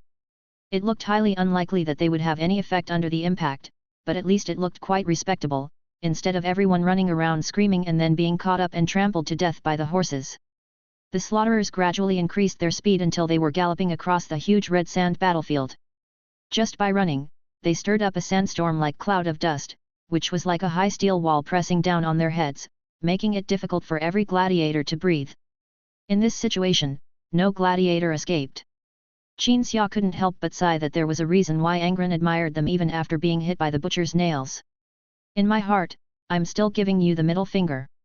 Kleist put down his right hand with the middle finger raised, took out the spear from behind, and placed it on the shield. Qin Xia just treated this as nonsense and didn't listen at all. Still the slayer was galloping forward. The golden armored warrior who had just killed all the rebel prisoners jumped up on his horse, and the structure of the mechanical warhorse under his crotch began to change. Qin Xia looked at the soldier. The sword fell from his hand and stuck into the ground. Qin Xia slowly raised his hands and put his palms together. In his mind, he recalled the new ways to use spiritual power that he had thought of and mastered when he closed his eyes to rest. Frost quietly spread over the scorching red sand. "First." Qin Xia murmured something, and made a twisting motion with his folded palms. When the last syllable disappeared, the knight in golden armor was high in the air, and was falling with the mechanical warhorse under his crotch in a posture with extremely cool visual effects. Suddenly, his helmet turned 180 degrees. The mechanical warhorse established a consciousness link with its master, so when its master's head turned 180 degrees, its head also turned backward 180 degrees. A man in a horse fell from the air and landed heavily on the ground. The second one. Qin Xia murmured again and made the gesture of twisting something again. The second golden knight who discovered that his companion was dead turned his head 180 degrees and fell off the mechanical warhorse. The third. The fourth. The fifth. All knights in shining armor died in the same way. People had noticed something was wrong. The cheering stopped. The gladiators still kept their shields raised, but looked around trying to find out the cause of death of the golden knights. And those slave knights who were still galloping looked at their masters with expressions of astonishment and confusion. Remember what I told you before. Qin Xia pulled out the sword from the ground, walked past Crest, and came to the front row from the back. Things were going well and he didn't need to distance himself. After arriving next to Angron in the front row, Qin Xia looked at Angron who was looking at him in astonishment, and then continued to move forward. In front of the shield formation, Qin Xia slowly threw out his sword. The sword in his hand spun like a dagger, piercing through the armor of a slave knight and tearing his body apart. Qin Xia stood there waiting. His figure was soon submerged by the dust and the figures of the slave knights. Angron rushed forward, axe raised. A shock wave appeared in the center of the slave knights. Dust, the men and horses of the slave knights, all were blown away as the shock wave spread. Angron, who rushed forward when he saw Qin Xia was surrounded by enemies, was also blown away by the shock wave. He turned twice in the air and fell to the ground, crushing a slave knight who landed earlier than him into a bloody mist along with his horse. In the very center of the shock wave, Qin Xia stood safe and sound. Under the astonished gaze of the crowd, Qin Xia picked up the fallen spear from the person who was closest to him and had suffered the greatest impact and turned into pieces. The slave knights have begun to flee. Qin Xia raised his spear and threw it at a knight like a javelin. The javelin flew over a distance of 600 meters and pinned the knight and his horse to the ground. Qin Xia picked up another spear and threw it again. Another person was stabbed to death along with his horse. Kill them! Ono roared, and then the astonished gladiators reacted and chased after the fleeing enemies. Ono was chasing a slave knight whose horse had a broken leg, holding a sword. As the old bear ran after the slave knight, Angron swept past him like a gust of wind, chasing the faster fleeing foe. Qin Xia noticed Ono and watched him running after the horse with a broken leg. When Ono ran wildly, he stretched his neck back and forth, looking like Stallone's running posture. Ono, not noticing the gaze, ran after him madly. When he was about to catch up with the broken-legged warhorse, he raised the sword in his hand. But when he was about to stab the sword into the enemy's back, the enemy's head suddenly turned 180 degrees and looked at him. Even the head of the horse under the man's crotch was the same. Ono retracted his sword and turned to look at Qin Xia. Qin Xia nodded. If I were young, I would have caught up with this cavalryman and stabbed him 18 times. Ono muttered to himself, and stopped to catch his breath. Chapter 22, Shocking Pharmacology. The primarch was still young, but he was definitely not much of a child on a physical level, he was just still a child mentally. A humanoid tank taller than Qin Xia was rampaging on the red sand. The remaining slave knights were smart enough. Instead of gathering together and running around, they scattered and ran away. But this way of escaping did not have a very good effect, because Angron could easily catch up, even running several times faster than the horse, and then punch the knight on horseback. Angron would even deliberately stand in the way of the slave knight, allowing the warhorse to hit him, and then he would pick up the warhorse and the person himself and throw it to the ground. The other gladiators soon caught up and hacked to death the man Angron had tackled. The weapons in their hands are not very easy to use. They need to remove the armor first, and then use the weapons to cut many times on the reinforced body. There were shouts of kill everywhere. Everyone in the audience seats of the Colosseum transformed their invisible excitement and admiration into tangible shouts. The shouts shook the arena, and people standing on the ground could even feel the vibrations from the sounds. Amidst the overwhelming cheers, the fight continues. Let me go. Qin Xia walked towards a lone slave knight, and then heard the knight's pitiful plea. I am not a noble. I am just a slave of those noble children. They took a fancy to me and let me participate in the gladiatorial contest. I am neither a gladiator nor a noble. I have no grudge against you. Hearing these begging cries, Qin Xia stopped and looked down at the slave knight whose horse had disappeared. Tell me how many people you have killed. Qin Xia asked. Not many, some lowly, just ordinary people. The knight replied tremblingly. I can tell that you are actually very proud of your slave status, because you are not the so-called slaves of us in the arena. You and your master have their own pride. Qin Xia slowly approached the knight, and his voice suddenly became cold. Don't come to Nucria in your next life. This place is a hell. After saying that, in front of the knight's horrified gaze, Qin Xia reached out and gently touched the knight's forehead. The frost spread, and a burst of spiritual energy burst out from Qin Xia's fingertips. The knight who was hit on the forehead was torn to pieces by the impact that surged from within his body. Just as the blood mixed with fragments was about to splash onto Qin Xia, an invisible barrier intercepted the blood in the air. When the barrier disappeared, the blood fell to the ground and quickly froze. Kill them all. Crest ran over and said to Qin Xia. Qin Xia glanced at the entire arena. Apart from the gladiators, there were no slave knights with intact limbs on the red sand. The 4 golden armored knights fell on the red sand like garbage that no one cared about. Very good performance, gladiators. Maggot Eye descended from the sky, and the voice that came out was a little trembling. The host over there was obviously afraid of something. Very good, but let's stop here. The fight is over. Stop when you're done. Qin Xia pulled the Maggot Eye out in front of him and questioned, how can you stop when everyone is dead? It's not so easy to kill them all. The Maggot Eye shook twice. Then Qin Xia heard a noise and turned around to look in the direction of the sound. The ancient golden armor had been functioning all along, but the situation was too chaotic just now for anyone to pay attention. Just now, inside the golden armor, at the moment the head turned over, various devices extending from the armor's interior immediately pierced the wearer from top to bottom like a sieve. Dense cables and devices connected the wearer's body to the armor like human nerves and biological structures. The physiological functions and neural structures damaged by the 180-degree twist of the neck were instantly replaced by the armor. So the wearer is not brain dead, but they can no longer take off the armor, they have become one with this ancient armor. Now, the bulge on the back of a golden knight opened, revealing a bottle of potion. Then a tentacle extended from the golden armor, rolled up the potion and inserted it into the neck of the user, which had already turned 180 degrees. After a rustling sound of bones being squeezed, the golden knight, who had only been restored to normal visually by the potion, stood up like a zombie.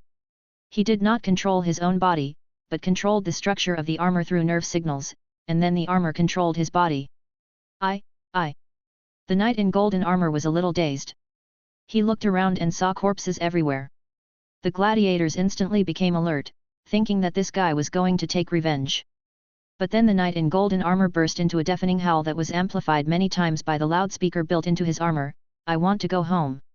I don't want to fight in this damn fight anymore. I want to go home. The other knights in golden armor also stood up one after another. Is this possible? Qin Xia, who was unable to disassemble and study the armor up close, simply thought that it was the effect of the potion. He really didn't expect that these people had a potion that could restore a neck that was twisted 180 degrees. The pharmacy of Nucria is truly astounding. And when Qin Xia truly understands what the golden armor is, he will think that not only is Nucria's pharmacy shocking, but all of its ancient technological heritage related to biology is also extremely shocking. The arena has its own rules. The Maggot Eye floated in front of the Golden Knights. Whether you can survive depends on whether the audience is satisfied with the combat performance you provide. I am from the fucking Tark family. My words are the law on Nucria. You dwarf hiding behind the steel drone, call the security robots to protect me and my brothers. You damn pig dog. The golden armored knight almost collapsed and roared loudly. The Maggot Eye gave him an answer that instantly calmed him down. The words of the Turks are the law of Nucria. But within your family, are your words more powerful than those of your uncle, the clan leader? Hearing the word uncle, the golden armored knights lowered their heads instantly, obviously filled with fear. Vote, audience. The Maggot Eye flew towards the audience. The nobles among the audience and those who bought high-end tickets to watch the fights could vote to decide the life or death of a gladiator. The first ones to stand up looked like the parents of the knights in golden armor. The noble couple of the Talco family seemed proud of their children, so they came to watch the fight in person, but they didn't expect things to develop to this point. There were traces of tears on both of their faces. When the vote was taken, they stood up without a doubt, raised the Turk family's shining knight silhouette family emblem, and raised their other hand with their thumbs facing the sky. Damn it! Qin Xia cursed angrily and glanced at the other gladiators. Angron was puzzled. The gladiators didn't say anything and just waited quietly. They were obviously used to being dominated by others, not only their fate but also their own victory. What are you doing? The primarch asked the people around him. Voting. Ono answered, in the arena, what really determines life and death is not us and the weapons in our hands, nor the opponents, but these audiences. If they like you, even if you are chopped into pieces, they can vote to let you undergo massive body modification and come back to life. So we're just going to watch. Angron's eyebrows were raised. This is our victory. How can we let them vote? Ono obviously agreed with Angron's doubts, and he also did not think that the victory of the gladiators should be put to a vote by the audience. But initiating a vote is the power of maggot eyes, and conducting a vote is the power of the audience. The gladiators had to bow their heads under the eaves. Chapter 23. Execution. More and more people began to stand up and vote. The vast majority of people gave a thumbs up, indicating that they wanted to keep the Turk family members alive. In fact, most of them wanted these guys to die in a cooler way and with more visual impact. This is what it means to enjoy the fun. But the children of the Turk family were, after all, aristocrats among aristocrats, and no aristocrat or wealthy commoner dared to stand up and sentence those little Turks to death with a thumbs down. Then, after all those who had the right to vote stood up and gave their thumbs up, something instantly counted the results, and the maggot eye got the result and announced, Tower. When the first syllable of maggot eye was uttered, Qin Xia took a step forward, took a deep breath and opened his mouth to say something. But Ono immediately stopped him. If we go against the wishes of the audience, we will be excommunicated. You still have a chance to bring others. You can't die here. Did you hear what Maggot Eye said just now? Qin Xia said, I suspect that the clan leader of these little bastards wants them dead. It's a fight between nobles or something. Believe me, we can kill these guys today, and we don't have to pay any price. After hearing this, Ono pondered for 2 seconds. On the one hand, he didn't think he could change Qin Xia's thoughts and decision, but on the other hand, he felt that what Qin Xia said was probably right, so he didn't interfere. The Turk family's gladiator team, the Untouchable Slayers, Maggot Eye announced. After a vote by all the audience, it is determined with a 100% pass rate that this gladiator team can walk out of the arena alive. I hope they won't be scared and try harder next time. The golden armored knights cheered. When the host mentioned their uncle, they were all disappointed. But now you can still survive. This is the reason why the nobles participated in the gladiatorial contests.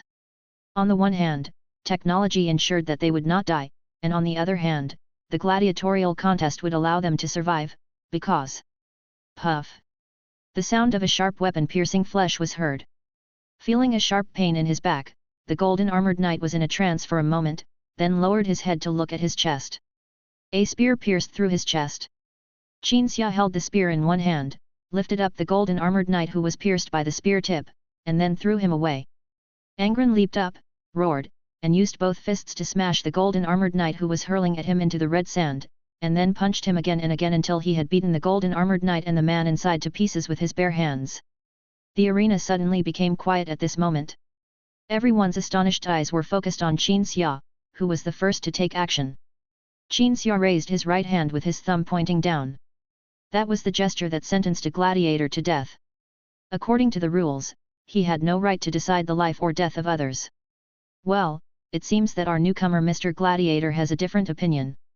The maggot eye floated in the air, and the electronic observer emitted a red light, as if watching coldly. The death of a golden armored knight pushed the remaining few from the brink of collapse to a state of complete collapse. They let out shrill howls and ran towards the gate on the other side of the arena that did not lead to the cave, even though the place where some of them died for the first time was ridiculously close to the audience seats. Let them stay. Qin Xia said to Angron. Angron nodded, glanced around, and then picked up the swords and spears used by the slave knights from the ground. In short, anything that could be used for throwing was picked up by him. The primarch stood there holding those things, looking at the fleeing golden armored knights with a slight hesitation in his eyes. He would feel the pain of every person he killed, but there was only a slight hesitation in his eyes, because the hatred of the gladiators present for those golden knights made him want to kill them as soon as possible. A sword was hurled by Angron. As the golden armored knight screamed, the sword nailed the unfortunate fellow's legs to the ground. Then the second knight in golden armor, the third, until the last four who were still alive had their legs nailed down and could not move. Angron looked at Qin Xia. The maggot eye gave Qin Xia a close-up at the best shooting angle, and the radio receiver began to collect Qin Xia's voice in a targeted manner. Frost spreads across the red sand. Angron walked towards Qin Xia, and found that every time he lifted his feet, some broken ice would be brought up. How can they be alive? Qin Xia glanced coldly at the four golden armored knights whose legs were nailed to the ground. They were in so much pain that they didn't even dare to struggle. All they could do was howl. Qin Xia's voice was broadcast by the maggot eye and echoed in the arena. Apparently someone instructed the host who was controlling this thing. You want to see cruelty? You want to watch the gladiators being slaughtered one by these bastards, and then a few little brats who come here to play stand on the corpses, hold up the gladiators' heads, and enjoy the glory that they think they have won with their own hands amid your perfunctory cheers. But the situation is different now. The one who will die in this fight is not any of us gladiators, but these bastards who claim to slaughter us untouchables. Qin Xia said as he used his psychic power to lock onto the four golden armored knights. They were not in a battle at this time, and Qin Xia did not need to quickly make these four people lose their combat effectiveness, so he did not need to be as hasty as before. I'm not good at speaking passionately, I'm only good at stating the facts. Qin Xia raised his hands, and his palms were about to overlap. When he felt the time was right and he had mobilized enough spiritual energy, he suddenly clasped his palms together. Bang bang bang! Four muffled sounds.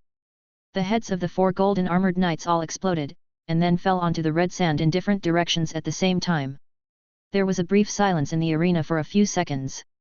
The audience thought it was exciting, but they did not dare to stand up and applaud or cheer. Each of them was like a professional who was trying not to laugh out loud and would never laugh out loud in an inappropriate situation. I declare the death penalty for all gladiators. The parents of the Golden Knights stood up in the audience and roared through a loudspeaker. I'm sorry, but this is against the rules.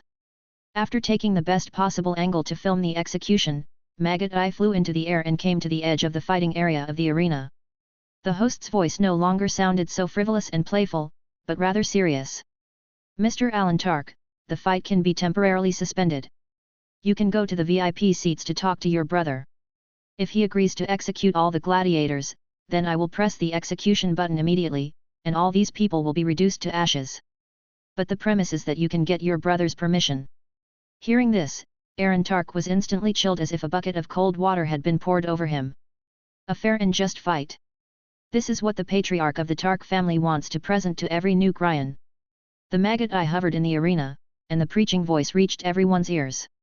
As for the reason, the host who controlled the maggot eye pressed the play button in the background and played the original words of the Tark chief as transmitted by his voice slave.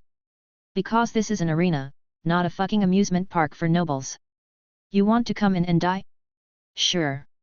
But you can't go into the arena like my father did when he was in power, use advanced weapons and equipment to kill the gladiators with broken swords, and then walk away without even giving the Nucria a fight with at least a twist. After playing the original words of the tribe leader, the host opened the gate to the cave. Thank you to the gladiators for your wonderful performance. Now the fight is over and the winner should rest. After the fight, the gladiators should return to the cave. Qin Xia looked at the parents of the golden armored knights in the audience, knocked his head, sneered, turned around and returned to his residence with the other gladiators. Chapter 24. The Concealer. Inside the cave. The gladiators walked from the hot red sand into the cool cave, and everyone sat on the ground exhausted. Under the gaze of everyone, Qin Xia closed his eyes and sat cross-legged, as usual. Everyone was silent for a while, then Kleist stood up and walked towards Qin Xia, standing and looking at him straight in the eye. Qin Xia responded with a sharp look, because Crest didn't look like he was going to apologize for what he had said when he entered the battle area. Well. Crest took a deep breath. I was wrong. You were right when we were in the arena, and I also think you were right. I shouldn't have picked a quarrel and scolded you. Qin Xia stared at Crest, a dark and sturdy man whose gender could not be determined without listening to his voice. That's it. Crest pursed his lips, said nothing, and just nodded slightly to indicate that was it. That's it. Qin Xia shook his head left and right. That's it, that's it. Okay. Kleist also felt that he was not very sincere, so after thinking it over, he said, I'm a bitch, I'm sorry. Qin Xia looked at Crest with a smile on his face. He was surprised that Crest actually came to apologize, but did not kneel down as he had said before. Crest could have clearly played dumb and denied it, then slowly used friendship to resolve the issue in future fights. You actually came here to apologize. Qin Xia told the truth, I just said that at the time. I'm not a wimp who can't afford to lose. Kleist raised his head. If I look down on you and you prove me wrong, I will apologize to you. I can afford to lose and I won't default on my debts. That's true. Honor, who was leaning against the wall, interjected, Crest is the only one here who never cheated after losing a card game. The only one. Hearing this, Angron, who was sitting on the ground, turned to look at Ono. The Primarch's eyes seemed to be asking, have you ever cheated after losing a card game? What are you looking at me for? Ono said solemnly, I don't play cards. After hearing what Ono said, Qin Xia touched the back of his head awkwardly, and did not comment on the matter of cheating in playing cards.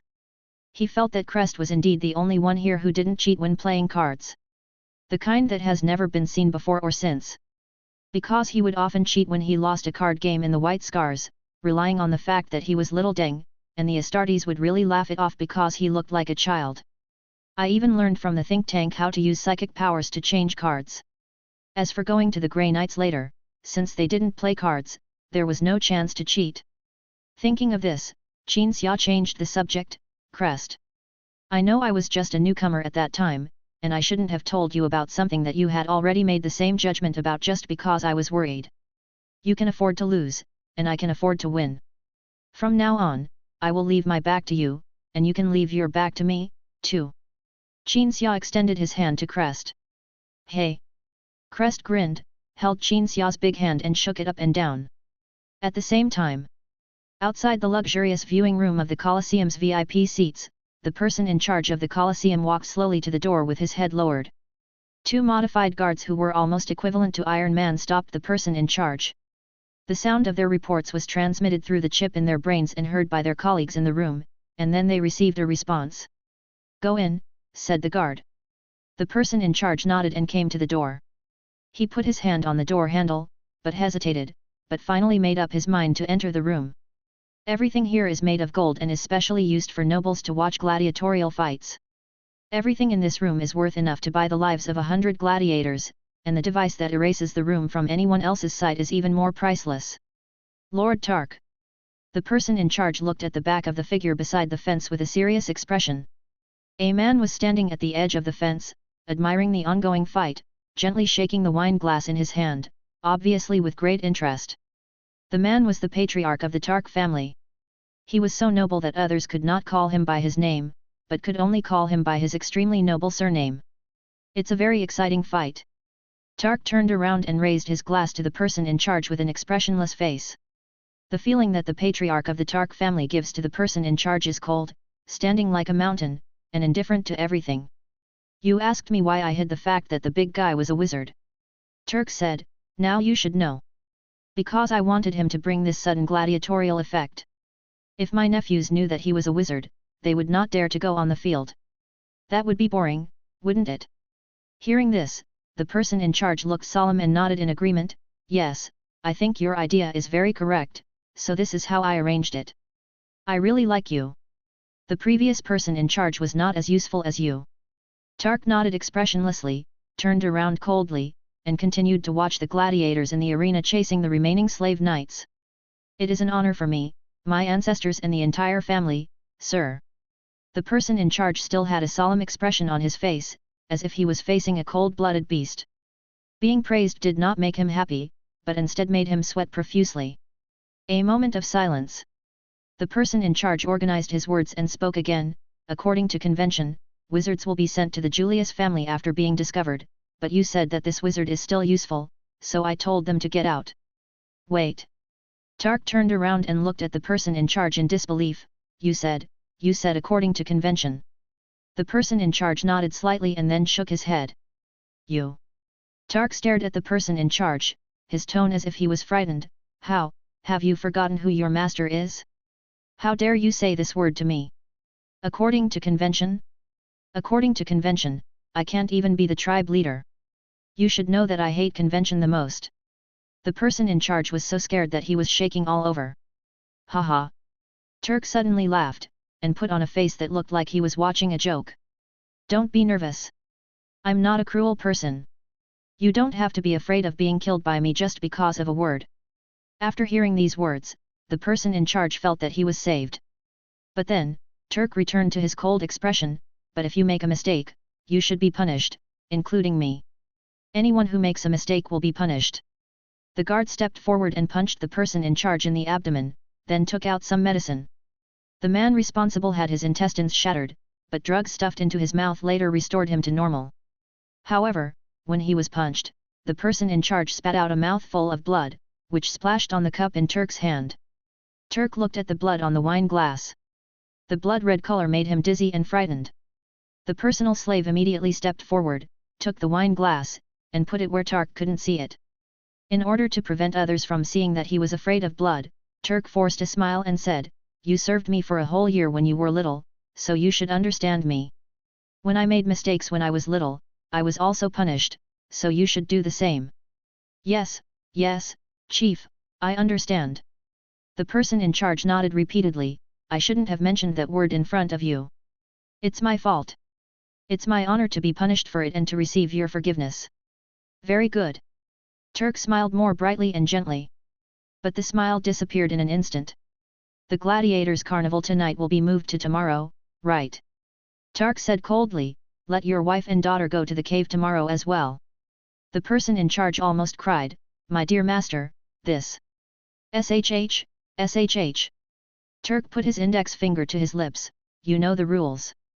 After dealing with the person in charge, Turk turned around and looked at the arena. A rapturous smile suddenly appeared on his face.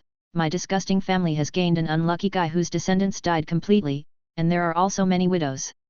All because of my good idea and the selection of a good person. I will go find my brother after the fight is over. I want to admire the expression of this incomparable old bastard. Talking to himself like a psychopath, Turk turned to look at the guard. Did you hear me? Go to my brother's house now, make him suffer in front of the mirror, and then tell him that he must write down what he looks like now, and when I have time to go to his place.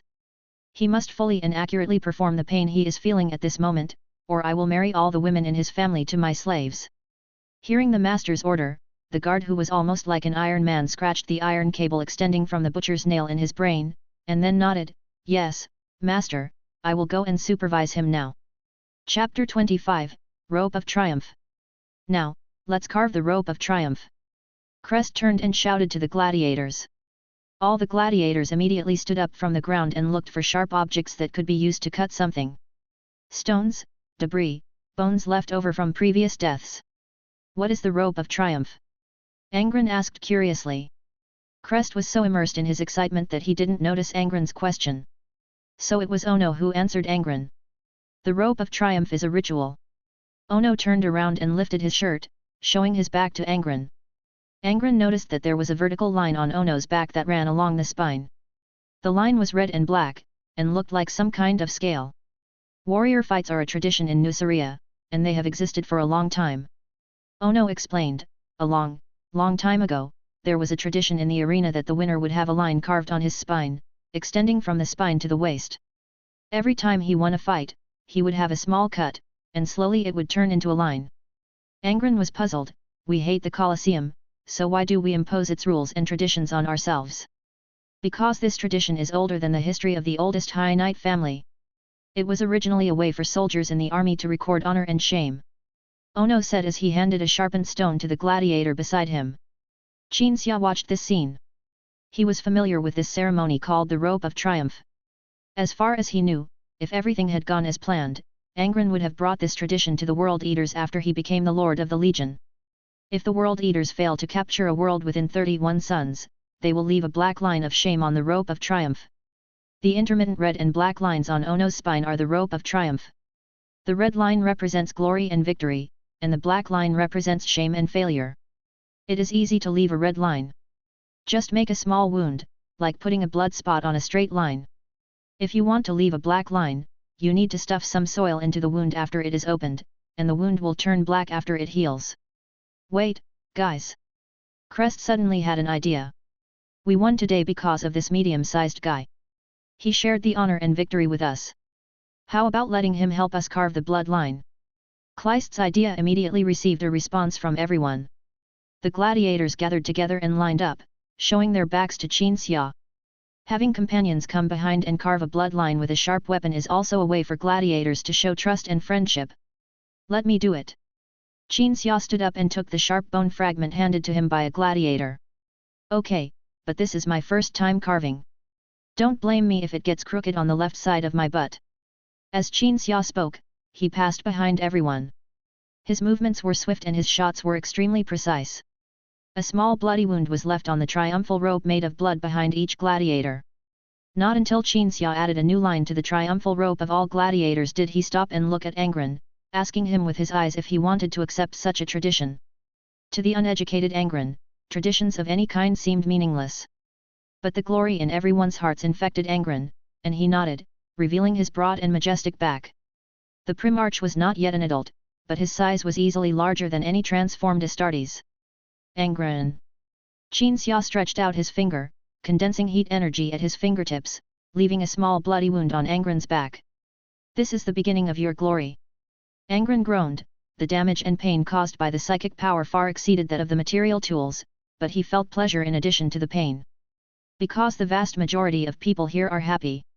Now, carve one for me. Qin Xia handed the bone fragment to Angron. Angron took the bone fragment and hesitated obviously, but it was not because of his own reasons, because he felt that everyone here was confused. The people here seemed surprised that Qin Xia would request the triumphal rope ceremony. No offense, Ono said, but the rope of triumph ceremony is considered a tradition followed by barbaric warriors and fighters in Nucria. People with knowledge or respectability hate it. We have to give each other our backs. Qin Xia turned around, showing his back, and said jokingly, I don't want someone to see a back without a triumphal rope engraved on it, and then stab it in the back and find out that this back is mine. That's not the case. Your back is easy to recognize. Crest said with a smile. Angron picked up the bone and gently cut Qin Xia's back, but he found that it couldn't cut into Qin Xia's back, so he threw away the bone and used his fingernails to leave a small wound on Qin Xia, marking the beginning of the rope of triumph. If Qin Xia had not used his psychic power to injure Angron, Angron would have used his fingernails to mark the beginning of the rope of triumph on his own flesh. The bloody beginning. Late at night. The gladiators crowded around the windows and watched the bodies being dragged outside by slaves. The noble sons from the Tark family, the knights wearing golden armor, their bodies were lying on the ground, but their heads were looking up at the starry sky. The slaves piled the bodies of these so-called descendants of God and the bodies of the slave knights together, put them on carts, and then pulled them out of the fighting area of the arena. 5 nobles are dead, and they're just going to let it go like this. Angron was worried that the arena or the nobles might retaliate against Qin Xia next. If other families' children died in the arena, the gladiators would also be buried with them. But not the Turk family. Ono answered Angron's question. The head of the Turk family is fair. He will not bury the victorious gladiator with him just because his family's children came to the arena to seek death and got what they wanted. That is fair enough. Angron nodded in agreement. Ono withdrew his gaze from the arena and turned to look at Qin Xia. By the way, I feel that the butchers today did not behave as if they knew they were going to face a wizard. Could it be that no one had discovered that you were a wizard before? Hearing this, Qin Xia, who was sitting cross-legged on the ground with his eyes closed, twitched his ears slightly, opened his eyes, and looked back at Ono in confusion. I do have this feeling, but even at this moment, I think the possibility that people outside don't know that I am a wizard is too low. Honor nodded thoughtfully. He also understood why Qin Xia thought this was impossible. It's not that the people of Nucria haven't seen wizards before. Qin Xia's body is different from that of ordinary people, so he is considered a wizard. Now that things have come to this, there is no need to worry about it anymore.